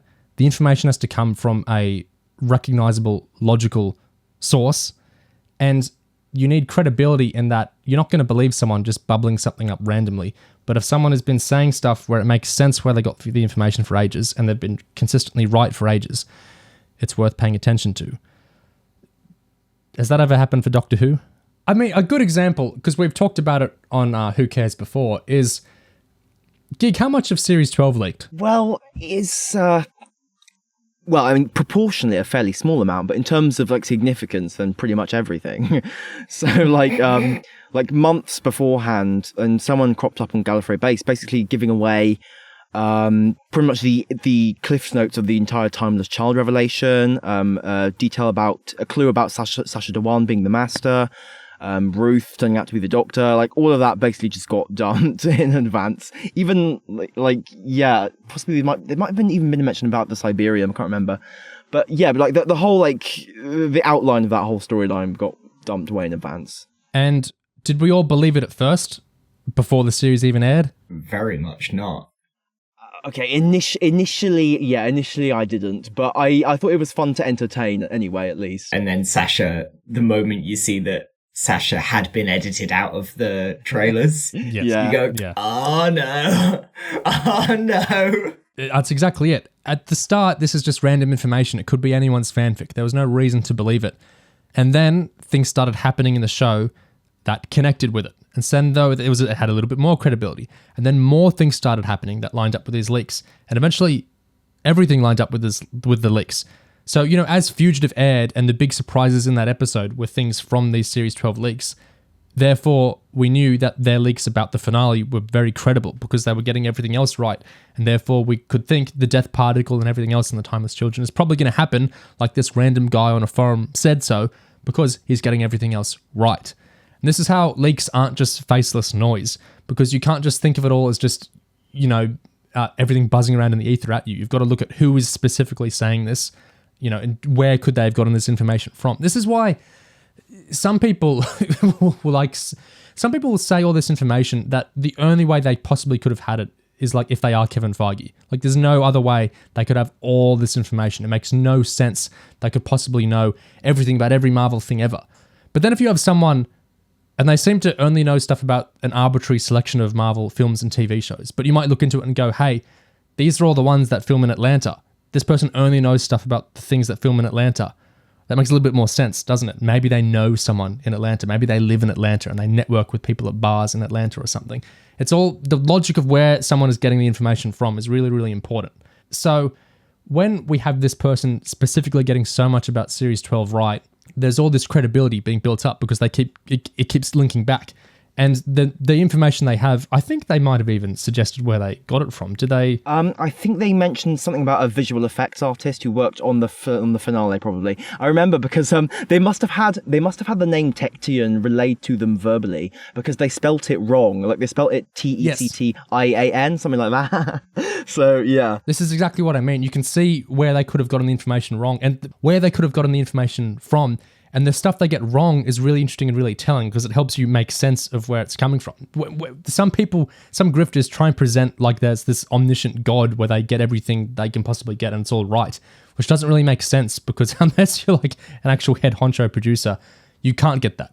You're getting information from specific strands. It's all the rough details that aren't always even entirely right, but you can see how they're, mistranslated from the original leak. That's you have to be able to track those back, and it's all those odd details in this set of leaks that are so interesting. I think it can even sort of add credibility when people get stuff wrong if they're getting it wrong in a way that kind of clarifies for you. Oh, this is how they get their information. Especially when it's something fanish being translated through not a fan, and then it gets to us freaks and we have to put it back together and go, oh, well, this is what this will mean in the context of this, right? The other thing, now that we've set the stage for leaks a bit, I'm still not spoilery yet, I'm still not leaky yet. The other thing I wanted to clarify, because I think this is also really important to remember, especially when it comes to wording of press releases and stuff like that. And this is the same kind of source information thing. How Doctor Who works is kind of important. So Series 1 through Series 9, basically, of Doctor Who, were made by BBC Wales, which is the Welsh division of the BBC, of course. You guys are Brits. Where does the BBC get its money? Nowhere these days. The license fee. License fee, yeah. So it's a public thing. It's not a company, in the way that like Sony is a company. It's a tax-ish. Series 10 was a co-production between BBC Wales and basically BBC Studios. What is BBC Studios? It's got BBC in the name. That means it's the BBC as we understand the BBC, right? No. BBC Studios is a company. It's the commercial arm of the BBC. It monetizes BBC brands. It produces shows, and it sells those shows distribution to other countries. That's how it, when you see Doctor Who on HBO Max, that's BBC Studios, this BBC company that sold it to them for money, and that's where it's getting its money from. When you see something like BritBox, that's, a venture BBC Studios, this company, is doing with ITV. BBC Studios is a company. It's not a public license fee thing like the BBC is traditionally understood. It's a commercial arm. It's a company, basically. And it's the Chibnall era was made through BBC Studios. BBC Global News Limited is another commercial arm. It's not BBC Studios. It's a separate arm. And it operates the BBC website and BBC World News. And like BBC Studios, it's a company. It has to make money. It has to be commercially efficient. In its own words, it literally characterizes itself as a commercially efficient business. So BBC Wales, BBC Studios, BBC Global News Limited, 3 separate things. These guys are not all on the one cubicle farm. They're not all having coffee together in the same break room. But what happens is you see this BBC header on a website. And so people will see, hey, bbcnews.com called Ncuti the 14th Doctor. Therefore, what nonsense are you spouting to me saying that Ncuti isn't the 14th Doctor? What crap? What are you talking about? Press release? What are you talking about? The BBC, our trusted institution, the BBC, is calling him the 14th Doctor. Therefore, he is. And, I'm telling you, the BBC is not the BBC.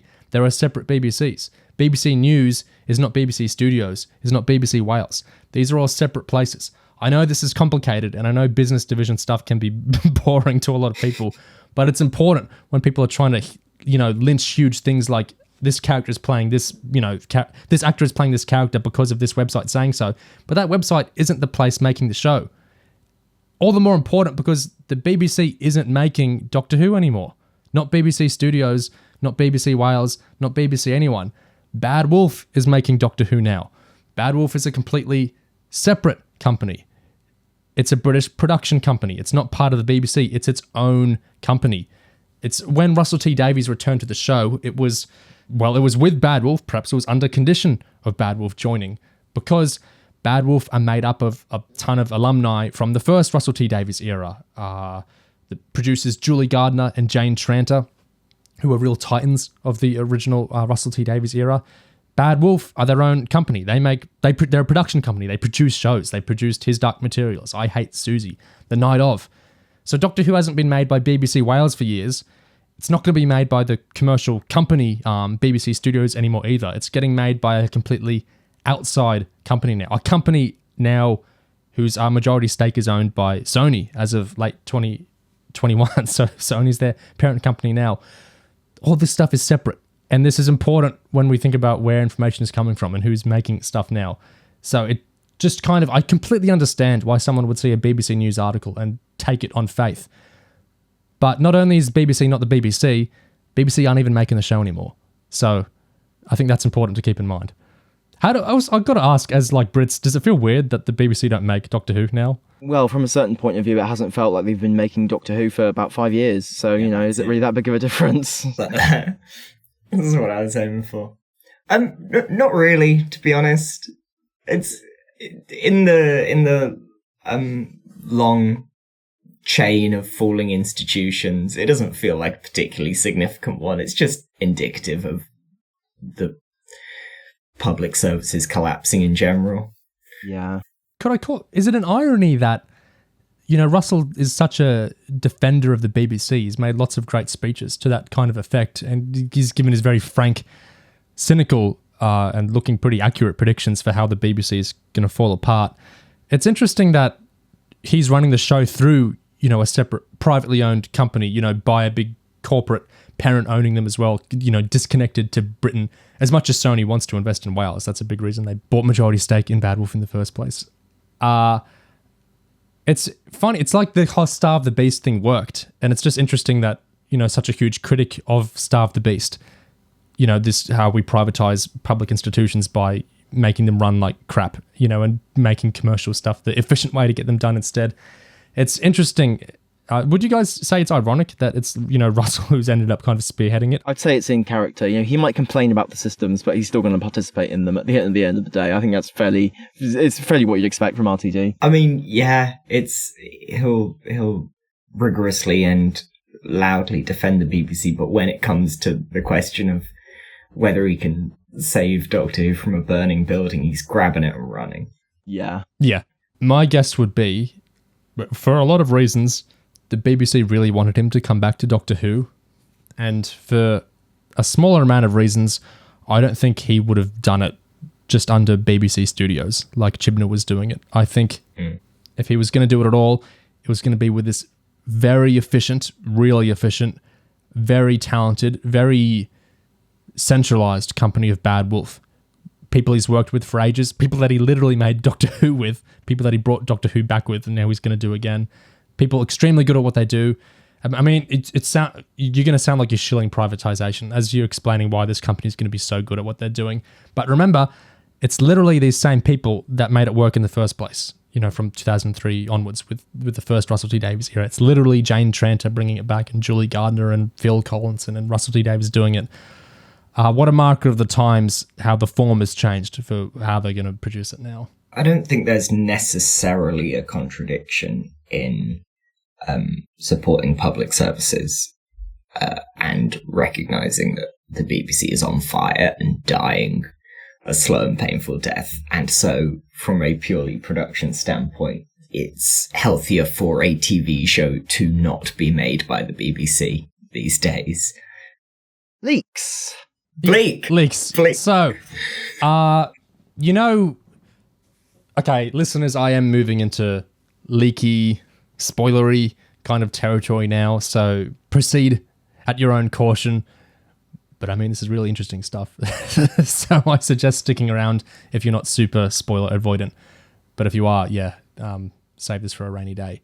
Anyway, normally I like to source everything that we talk about here because, like I was saying earlier, with credibility and relationship building, really, I feel like, and like I was saying with noise everywhere, there is so much noise when it comes to Doctor Who fandom out there in the world. There are, hundreds, thousands of Doctor Who podcasts and Doctor Who videos and Doctor Who fans and Twitter accounts and websites and everything. There are so many out there, and a lot of them are really good, that I feel like there's so much noise out in that ether that sourcing what we say is a show of respect from me to the listeners, and it's a show of credibility, and that you can trust we're not just going to say crap we can't substantiate. And if we do, I edit it out if I can't successfully source it, because I feel like that's an important mutual respect thing I'm doing with you guys listening. And it's just plain useful, I think, both for you listening and for me and for us, in that I can always go back and think, hey, that interesting thing we were talking about, what was it exactly? Oh, there, I've sourced it. I can read out the exact quote. I know exactly what I'm talking about. I feel that's really important. I take pride in that we can source everything that we say. That said, I'm not going to source anything I'm about to say because of a lot of reasons. But basically, these are leaks, and so I'm not going to go into any detail about where these came from. But I'm just going to characterize this in, like we were saying earlier with those Series 12 leaks, and like I was saying earlier about credibility and logical sourcing of statements, that these, as we're going to go through, got proven pretty trustworthy as they kept coming true. And when they were wrong in ways that made sense logically, and they weren't very often wrong. But yes, not sourcing these, got to take this on faith. I saw so much other stuff that you probably can take this on faith. Before we go on, it might be worth pointing out where they did not come from, because a lot of people saw leaks pertaining to what we're going to be talking about on Reddit, which is also a place where they were discussed, but that was not the original genesis location of the leaks. It's exactly like I was saying with the different arms of the BBC. BBC News says Ncuti is the 14th Doctor. Did BBC News cast Ncuti? No. Did the BBC period didn't cast Ncuti.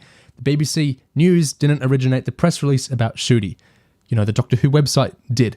whether that's, I think that's run under BBC Studios, and that information is obviously coming out from Bad Wolf.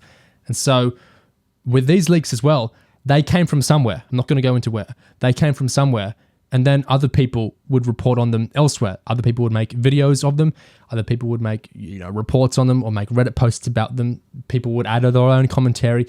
And it's the way this stuff works, isn't it? Is that there is someone connected to an actual production that says something. Then they say it to someone else, and of course noise might be introduced there.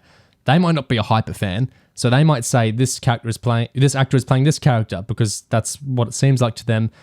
They might not be a Doctor Who expert, so they might not get the implications of what they're saying right there. If they're saying, oh, John Hurt is playing, another Doctor, our fan might go, another Doctor? John Hurt is playing the other? And then they might go report that, and then they're half right. They've got an actual source that successfully and truthfully told them John Hurt is playing another Doctor, but they're adding their own commentary in it. Every new layer is adding commentary and misinterpretations and distortion, including us right now as we're going to read stuff out. So much distortion. We're speaking to the source of where these leaks came from in the first place, but of course that source isn't, Russell, and therefore there's already noise in these leaks we're going to go into. There's already, layers of, what do you call it? There's already degrees of separation, basically. But this is the sauciest we can stir this sauce, basically.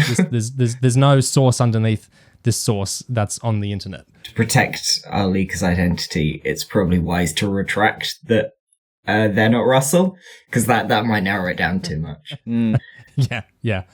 Should I cross-pollinate? Like, should I talk about the centenary and the Tennant stuff chronologically, or should I try and just go through RTD relevant stuff and then do the centenary stuff after? What do you guys think? The centenary stuff is kind of interwoven with the RTD stuff, isn't it? So I think it will probably come up as we go through the Tennant stuff, and then maybe we can focus on it a bit more at the end.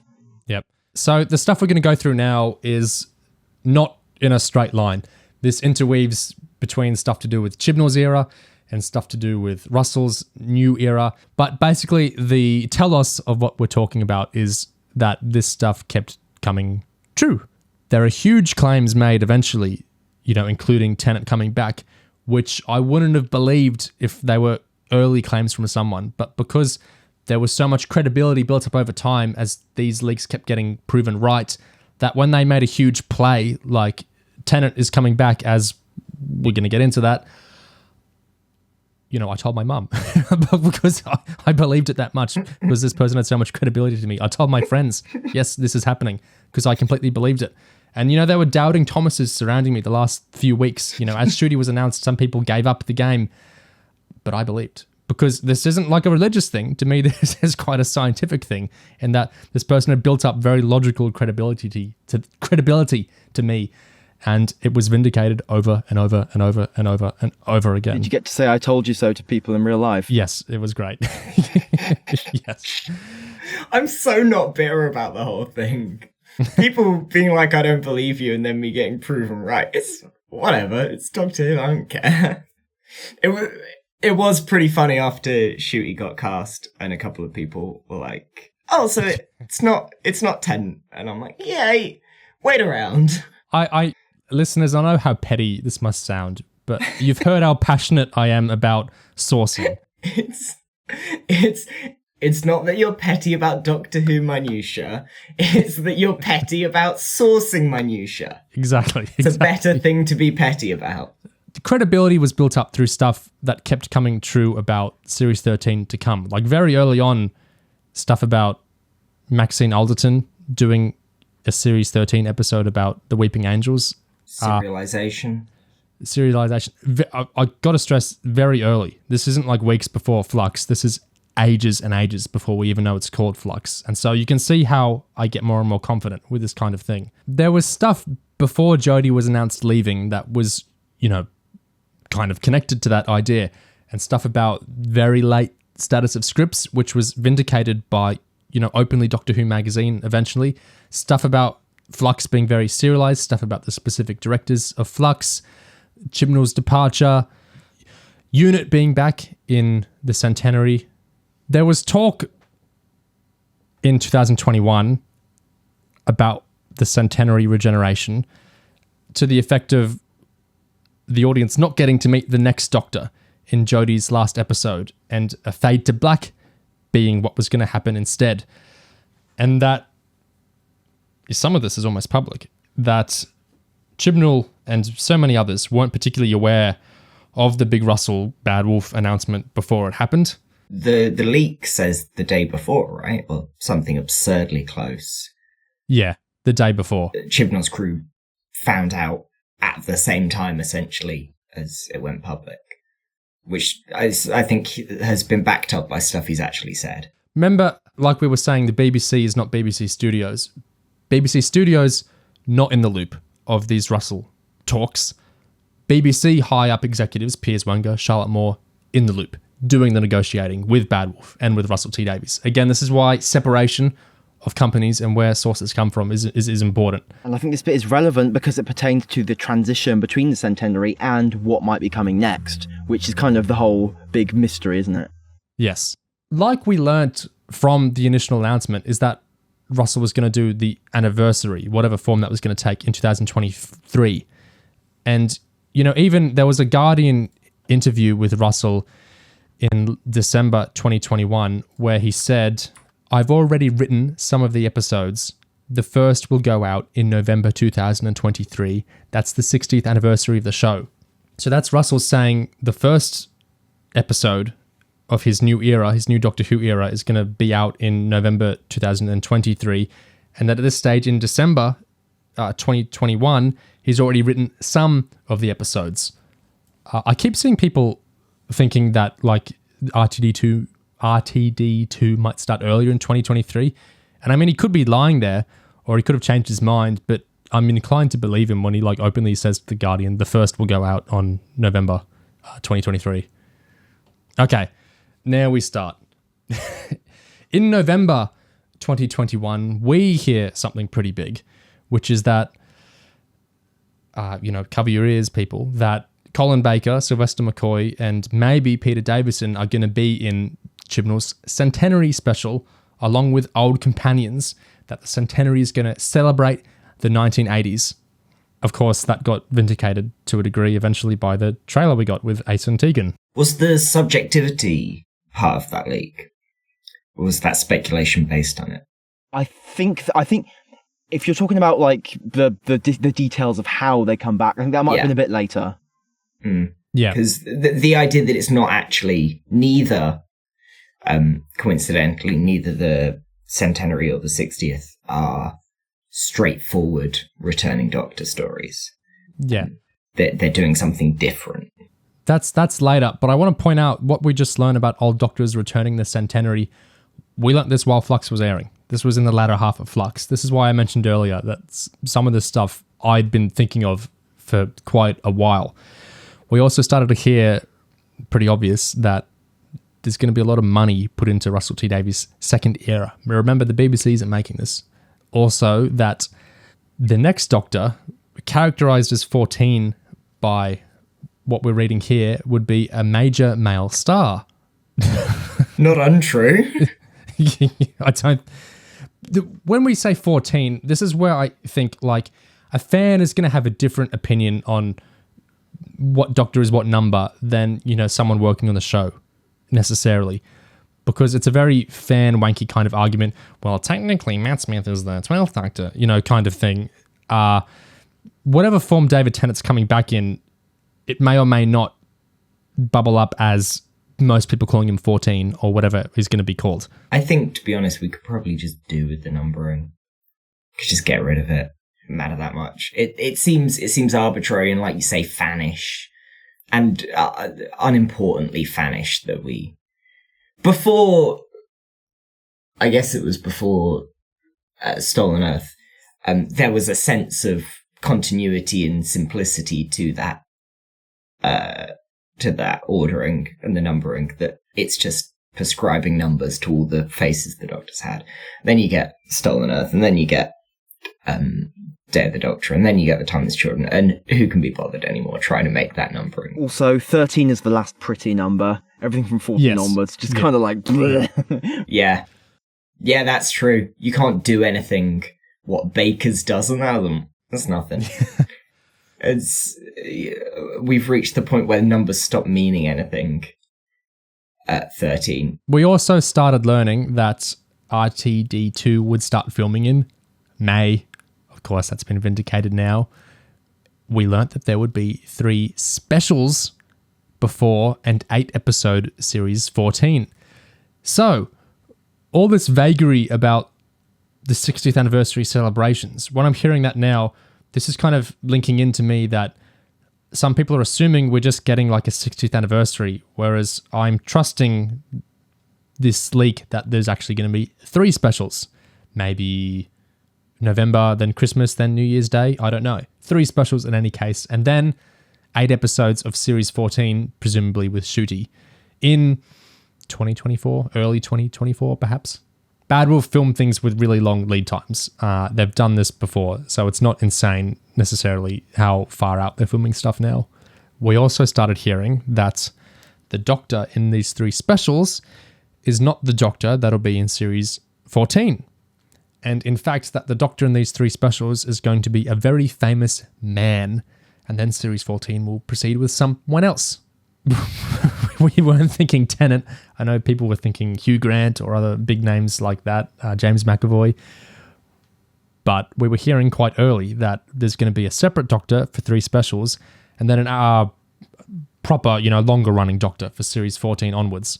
I'm not mentioning these along the way because, be boring to include them all, but all the while there is basically endless stuff about Flux and the Chibnall specials getting leaked, which all came true. Mounting up more and more credibility for this. There's doubling down on the 80s Doctors being in the Centenary special alongside other returning things like the Sasha Master, Kate unit. You've even got stuff that isn't explicitly confirmed, but becomes very obvious in hindsight, like Legend of the Sea Devils was a dumpster fire of production, which is just plain to see from the actual episode, but confirms a lot of the explicit leaks. Even now, before literally May, Production Weekly, which is, a proper publication, trusted publication, confirmed in December 2021 that May indeed was when RTD2 was going to start filming. Like this leak said months and months and months before that. Also probably worth mentioning, the same information source I'm talking about now was also the one that said a 6-episode Series 13 and then closing out with specials, the Chibnall and Jodie era, before anyone else was saying that, before even the Mirror was saying that. Again, credibility getting raised. Apparently, there are lines, or at least one line about Flux in RTD2 that are apparently closure giving. Ace and Tegan, specifically, going to feature in the Centenary, and other old companions featuring as well. McGann as well, going to be in the Centenary. I'm not sure I'd heard that one. Jodie in the Centenary, Jodie starting to regenerate, and the Master wanting Jodie to regenerate into himself. Various companions trying to stop that from happening. But when the companions interact with our Jodie, they appear as the respective Doctor for the companions, like Sylvester appearing for Ace, but dressed in Gallifreyan robes. Am I passing that right? I know we... Well, yeah, again, like, it's like, when, considering whoever was relaying this, like, whoever saw this initially, they were reading off the script for the Centenary or whatever, like, I imagine it's going to be hard to pass in its original form, let alone, like filtered through several layers of interpretation, like, we can only go off the vaguest clues about what the fuck Chibnall might be like, smoking for this episode, so we can't make too concrete conclusions. In early 2021, we're getting reports that they're starting to cast what this source is characterizing as the 15th Doctor. And this lines up with the times Shooty and Russell were talking about on the red carpet for when he was cast. Also hearing that the 60th anniversary doesn't have to involve any former Doctors or companions, and that Russell is quite happy about that. There's talk of the 15th Doctor being quite queer. There's talk of the 14th Doctor being a famous British man that will be difficult to keep secret. Then there is confirmation that this famous British man, difficult to keep secret, is David Tennant, who will be joined by Catherine Tate. Tate in a timey-wimey set of 3 specials that perhaps partially came off the back of Russell, Tennant and Tate having a lot of fun with the lockdown tweet-alongs and interactions like the one for the Runaway Bride. Also, Phil Collinson joining in the production, which wasn't officially confirmed yet, or which wasn't reported on outside yet either. I mean, this is a huge claim. David Tennant returning as what could be characterized as the 14th Doctor alongside of Catherine Tate. Really big claim to make. Really wild claim to make. And it came true. And very specific. Very specific. Not saying David Tennant's going to be back, saying David Tennant and Catherine Tate are going to be back, already more specific. Specifically not just coming back in a normal way. It's going to be weird. It's going to sort of be the next Doctor, you know, that's very explicit and has been proven, right? Yeah, the fact they're getting these 3 specials to themselves, pretty much. Like, the Doctor for these stories is Tennant. Like, that's the key here. It's going to be a mini era. Jodie regenerating in a quarry, not inside the TARDIS. And again, reiterating that the plan was, at least before the Russell announcement, that it would end with a fade to black. I'm still interested to see how that's going to happen. Yeah, it seems kind of blasphemous to end a regeneration episode without a new Doctor. Like, it would just be so, like, abrupt and, like, is that it? Or where are you going? I don't think there's any reason an era has to end with a regeneration. The end of Seven's era is, I think, pretty fab. Even if it, you know, wasn't meant to be. But it's odd to do the regeneration without having a new Doctor lined up. That's really awkward. It would have been embarrassing to just cut to black. Yeah. Also, Murray Gold being asked back. No word on whether he said yes. But I mean, RTD shows are kind of his bread and butter. And this is an RTD show again, so I hope so. Is the Series 10 soundtrack more or less likely to get released? If he comes Who knows? back. Who knows? Unit in the 60th. I don't think there's been set pictures of that yet, but seems pretty likely to me. Isn't Stewart in the footage? Is she? The centenary and the 60th unit are going to feature in. Oh, yeah.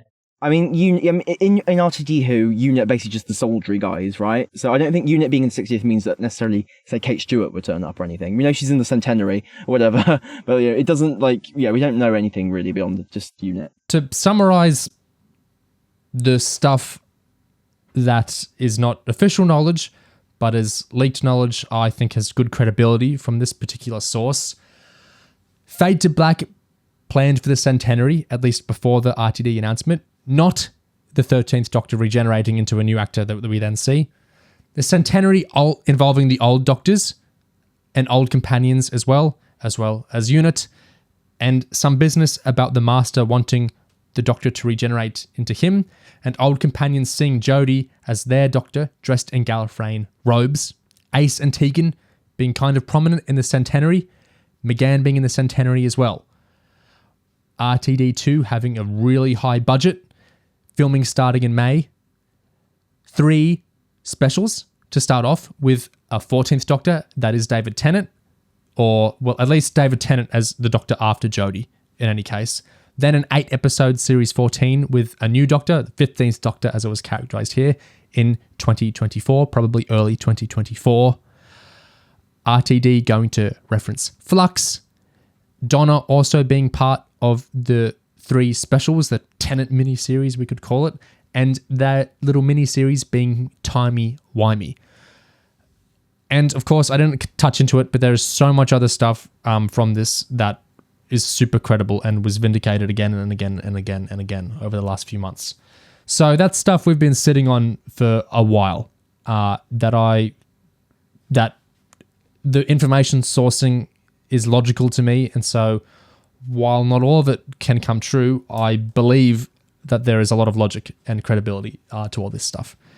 There is another leak I want to go into from a different source in a second, but do you guys have any other thoughts on all that stuff? I mean, when I say that the Tennant stuff still doesn't feel real, it must be taken in the context of us having known about it since January. Like, it still doesn't feel real. Yeah, this is the thing. I worried, particularly as I wasn't as enthused with Shooty's casting as other people. I was worried about, is my reaction to Tennant 14 or whatever he is going to seem weird in that, like, do I seem more satisfied or more sedate with Tennant when it's a weirder thing, than casting a great young man, popular, handsome actor for the next Doctor. But the context there was I've sat with this Tennant thing for months, and I've discussed, so much with Gig and Oliver and other people as well, because I've been thinking about this for ages, because I've known about it for ages. Whereas Shooty, I only learnt on the very day. And so it was a very different context there. And so, like we were all talking about, very high-minded, well, actually, I think, nostalgia can be dealt with in quite a fascinating way. We can talk about like that, because we've been thinking about this Tennant stuff forever. Yeah, exactly. If we only just learnt about it on the actual day, I think we would have been a lot more reactive and probably less curious than we are now. But we've all had a long time to think about it, which is why I just want to clarify that, I'm going to be talking about Shooty differently in a few months, even if I haven't seen any footage of him in the role, just because I would have thought over it.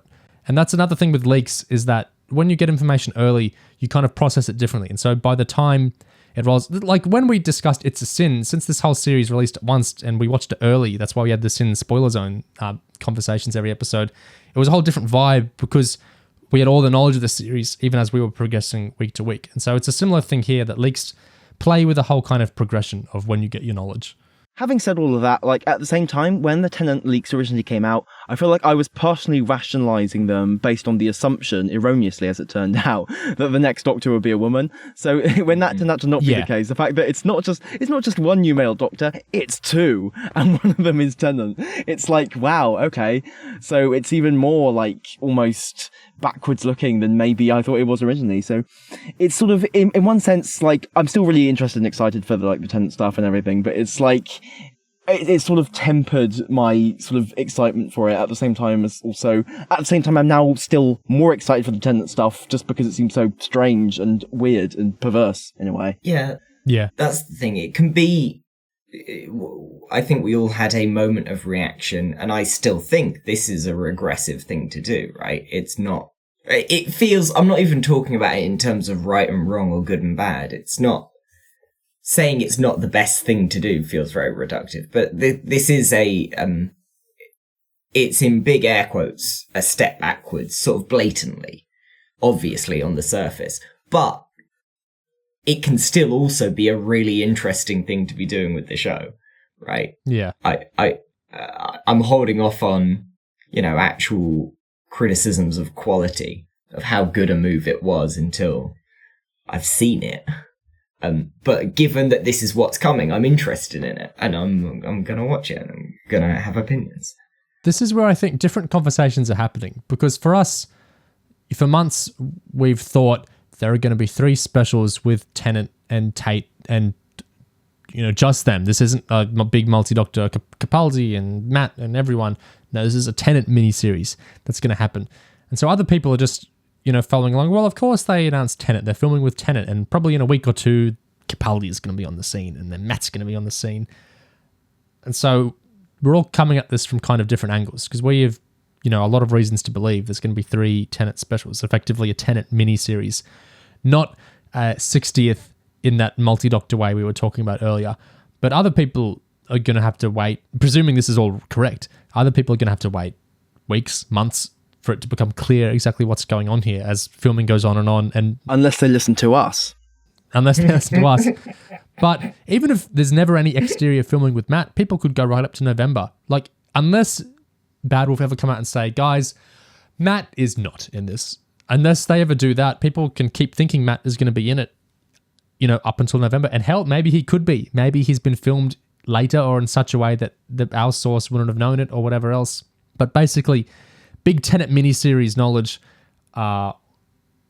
is something we've sat with, and I think over the next few months, people are going to come to realize, whether it's from official knowledge coming from Bad Wolf or just from noticing what's being filmed and for how long it's being filmed, that this isn't your regular 60th anniversary. This is a lot of stuff coming, and it's a lot of Tennant stuff coming specifically.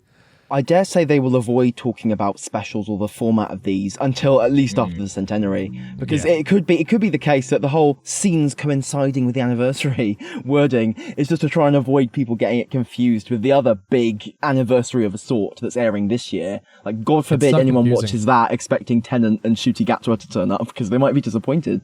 I mean, it's a really interesting, from a marketing point of view, it's such an interesting conundrum to be in, where you want to be promoting your show and to get people excited, but you don't want to look as if you're intentionally barging out of the way the current version of the show, but you also don't want to look like, you don't want to make people watch it, because to be entirely frank, you don't want people to.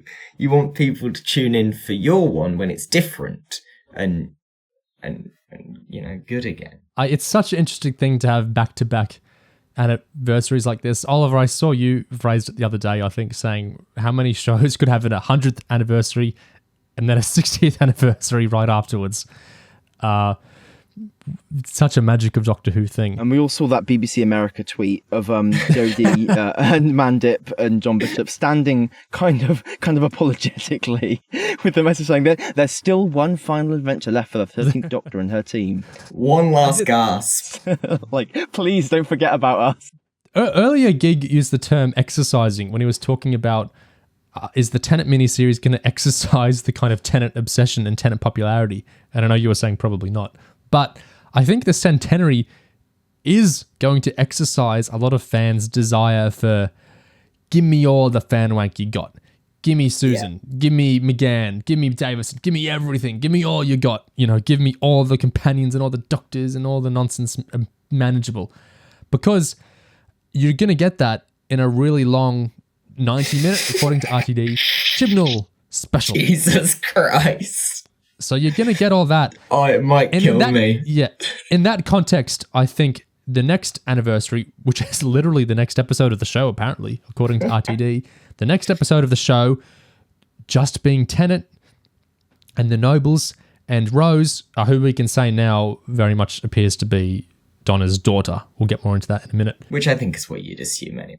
Yeah, that is going to feel, I think, okay to a lot of fans who'd otherwise go, so refreshing. A 60th anniversary without Tom Baker and without Matt Smith and with one Doctor, David Tennant at that.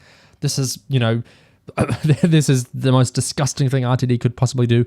But the last episode is going to be the fan wankiest wank that ever wanked. So I think people are going to feel sated. If they complain, we can just tell them to go and watch that previous shit episode again. Like, please, just go back. So I think Chibnall, he's given RTD a bad hand in some ways, but I think he's given him a good hand, and that he's really freed him up in that I've just done the most anniversary-ish thing possible. Therefore, I think Russell doing not that for the 60th is going to be seen as okay by a lot of fans. When I was saying earlier that I'm excited by the 60th being something different, that's also that it's a mini-series, 3 specials, whatever length they are, even if they're only 50 minutes or 60 minutes or whatever, that's a proper little run. Even the past Tennant specials were so spread out, across over a year that they felt not so centralized. But these 3 specials being produced, all together as, their own thing, makes this feel more like a mini-series to me, what we're going to get. And so I'm really excited for that. Also, Rachel Talalay being on the scene. She did the emoji post, so that counts as one, I guess. In the least surprising announcement of all time, that the big Doctor Who director on the set of the Doctor Who filming turned out to be directing that episode. My goodness. I know Chibnall asked her back, but it's funny, like she does the last episode of the Moffat era, ducks out, then she does the first episode, perhaps, of the era succeeding Moffat. We talk about optics. That's a good point. It's the same thing with Murray Gold, right? If Murray Gold did come back, it would be, oh man, it's rough optics, right? It's rough. It doesn't look good. I think it's possible some people, including Murray, might come back just for the Tennant miniseries and then bow out and series 14. Or they might come back just for Tennant and then series 14 and then onward will be new people. RTD's not going to stick around forever. No, I don't see him sticking around. I think he might stick around in a role. Yeah, he'll keep exec producing. But I don't see him as an active showrunner for like beyond series 15 or 16. But we'll see. Man, doesn't saying series 16 feel insane? This show, man, that's incredible what they've made. That's a lot of show. Anyway, the last leak I want to talk about comes from a very different type of source to what we've been talking about, in that it's from a account on a website with literally one post. So there's not much of that credibility or history that I was talking about earlier. It came out a couple of days before Ncudi's announcement, this post.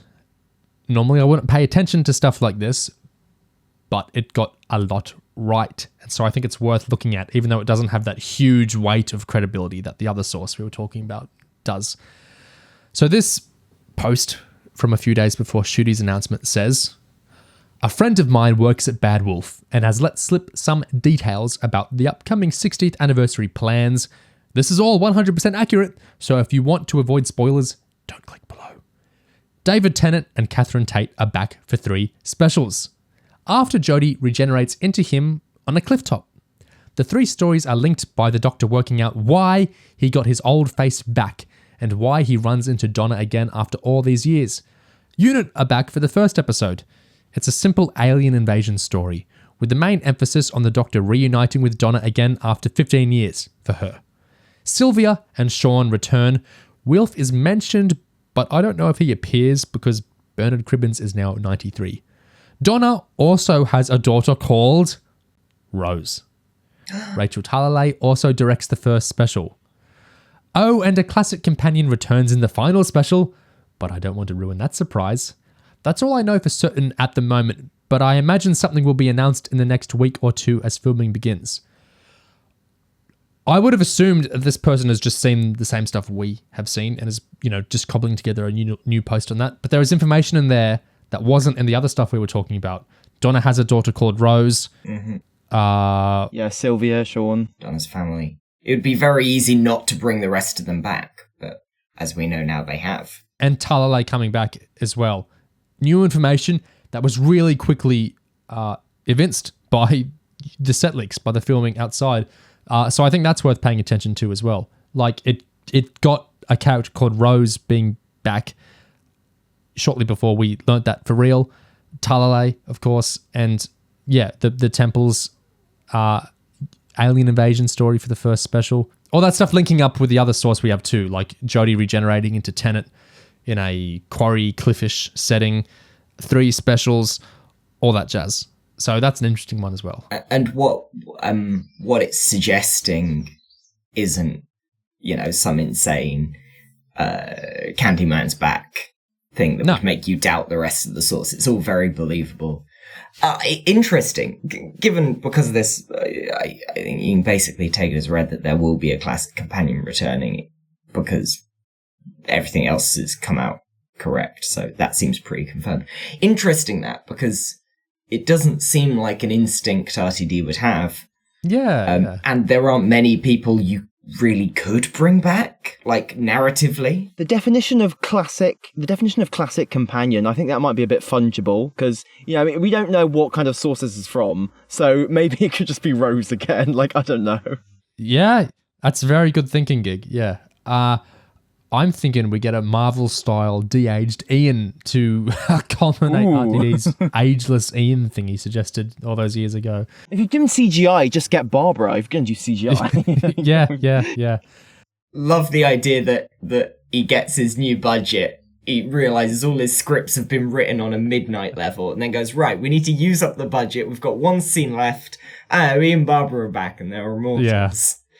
It's weird because if the Centenary is, doing loads of classic companions, will we have Susan's back in the Centenary and then a few episodes later she's back again with Tennant or Is Susan whatever. back in the Centenary? We don't actually know, I think, because they implied that, it's everyone who's still alive. But, at the end of the day, that's not specific, is it? Yeah, but that's a lot of people.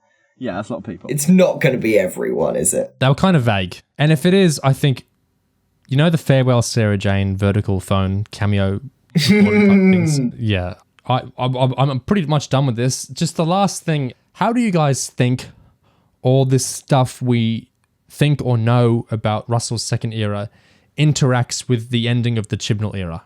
What does it mean for us to be diving into Tennant and Donna and Wilf and all this stuff right after Chibnall's era? Well, if this had been happening like right after Capaldi left, maybe I'd be mad. But it's like, I feel like the fact that it's happening now, it's hard to not read it as a consequence of what's just been going on in terms of with the show, with how it's produced and with how it's been received and just with how it's been written. Like, it feels like the fact that RTD is plunging back into maybe the most beloved family of characters, like from Doctor Who, after we've had an era where there's just been so little sense of camaraderie or like love or like family, really, like between the characters and the audience. Just so little sense of, I guess, humanness to it all.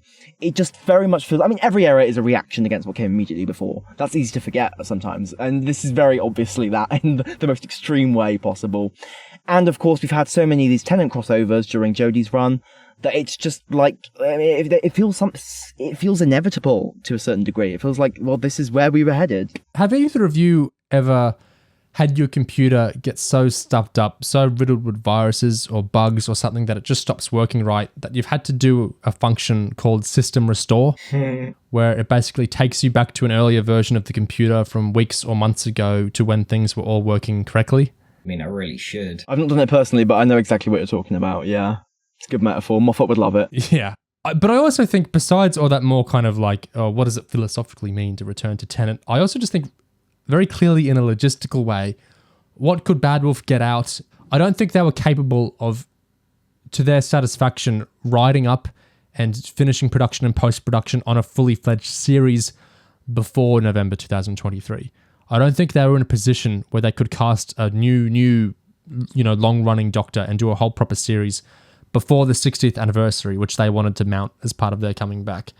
So I think in some ways this is a logistical thing of, like we were talking about when Russell's and Bad Wolf's mounting the show was first announced, are they going to premiere their new Doctor on a 60th anniversary? A multi-Doctor special? That'll be weird.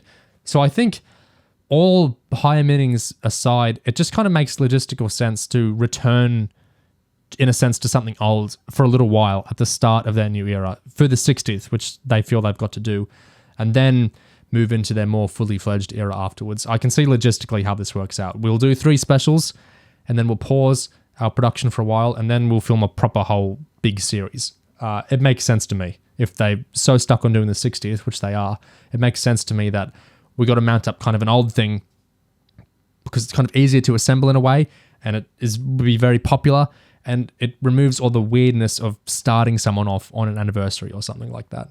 Not that Ncuti won't be in the Tennant miniseries. I mean, that's not reported in any leaks we've seen, and he's busy filming Barbie and probably Sex Education after.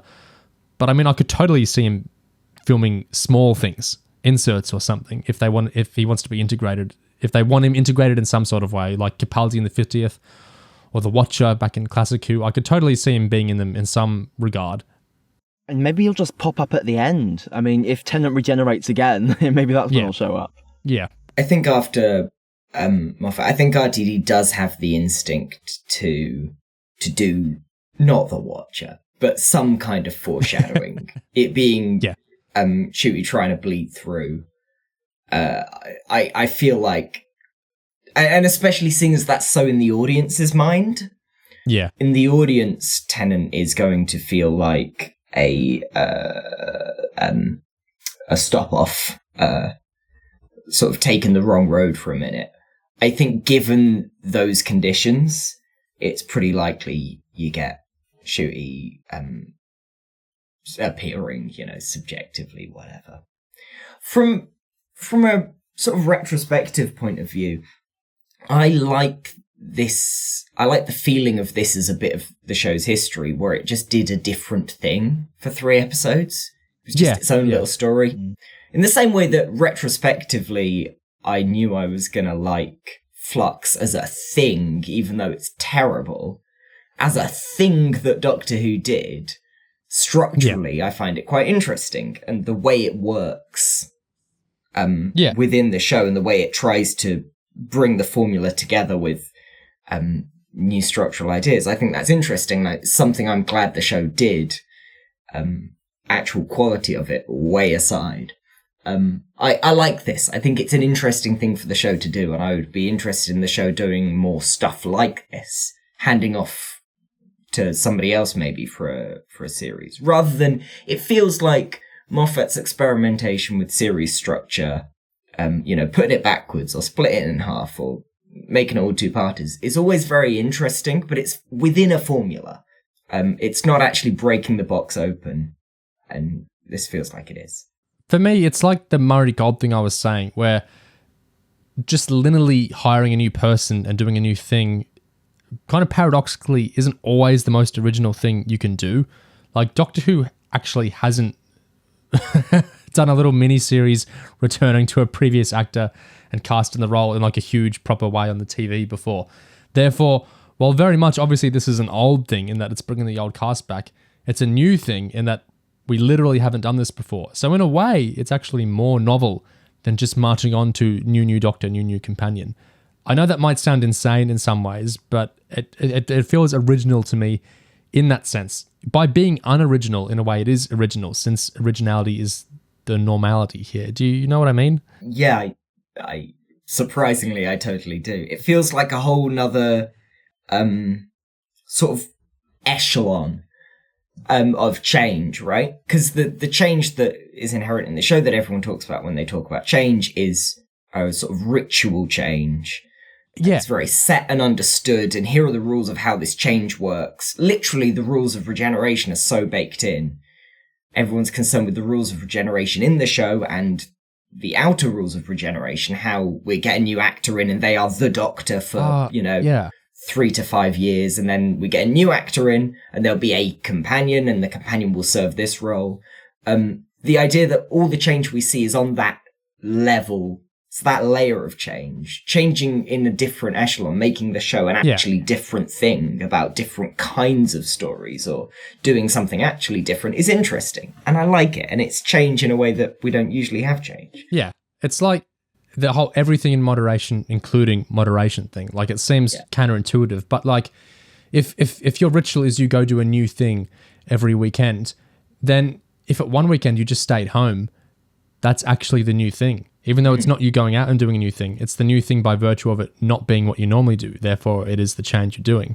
But apart from all that kind of mealy-mouthed nonsense that me and Oliver think about this sort of thing, I'm really hooked into, like, Tennant's last episode, The End of Time, his last episode of the first RTD era, engages really interestingly with this idea of regeneration as death and the Doctor resenting who he's going to become afterwards, and the separation of self with the regenerations. And a lot of fans don't like this because it's a big take on regeneration.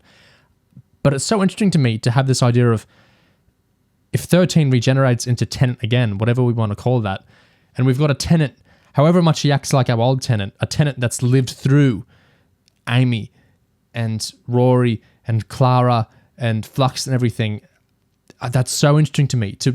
And I think that could, I'm not saying it necessarily will, or maybe it's not even likely it will, but I think there's so many human things that could connect with, to do with memory and age and being different people throughout our lives, and how we return to past aspects of ourselves when we're around certain people and that sort of thing. I feel like there's so much opportunity to do something really interesting with becoming the same man again. But am I? But, I think there's so much stuff there specifically connected to Tennant's last episode, to do with becoming a new person, or resenting becoming a new person, or trying to stay static to who you are, that I think if any Doctor was going to return to who they are, or who they look like before, Tennant is the most story generative one to do that to. And so I'm really excited to see if we engage with that kind of aspect of the character. I also think if there was any RTD companion who we're going to drag back into the show, then it should be Donna, because I think the way Donna's story wrapped up, in my opinion, left some things to be desired. But, I think the ending of both of their stories are flawed in a way that feels incomplete. And maybe this is backwards rationalization, but these are characters that you can take somewhere new and not necessarily, fix where they end up, but explore it further. It feels like there's not the depth to The End of Time and Journey's End resolutions that like they don't feel like a thesis statement on the character that sums everything up the way that Twice and Doctor Fools and Time of the Doctor do. It's like Matt ends on such a note of finality and acceptance that revisiting him wouldn't feel that novel to me. But Tennant and Donna end on such interesting notes to do with memory and losing identity and, you know, resentment to do with what your identity is about to become, that revisiting them feels like a story to me in a way that revisiting Doctors who ended in more final ways like Capaldi's and Matt's doesn't, or companions that ended in very, you know, finalized ways like Martha's, you know, big character development wouldn't be. So yeah, revisiting anyone from New Who, these two make sense to me, and I hope Russell engages with some interesting ideas here because I think there's a hell of a lot of them. I mean, if you put it this way, Ten again needs new last words, right? He will regenerate or something will happen and he will give up being who he is and move on. And if you're a writer like RTD writing that, you're aware of what that has to mean. I'm not, there might not be a direct parallel with I Don't Want to Go, but I wouldn't be at all surprised because the parallel there is begging to be drawn. You have to. What's your prediction? What's the line you think it's going to be? I pitched a couple of days ago. I pitched Donna getting dropped off in her ordinary life, and the Doctor stays for tea, and then just sort of quietly goes, "Yeah, I gotta go now," and that's the last thing we hear him say. And we go into another sequence, but then you can play. Because then you don't have to have a bombastic, I do want to go moment.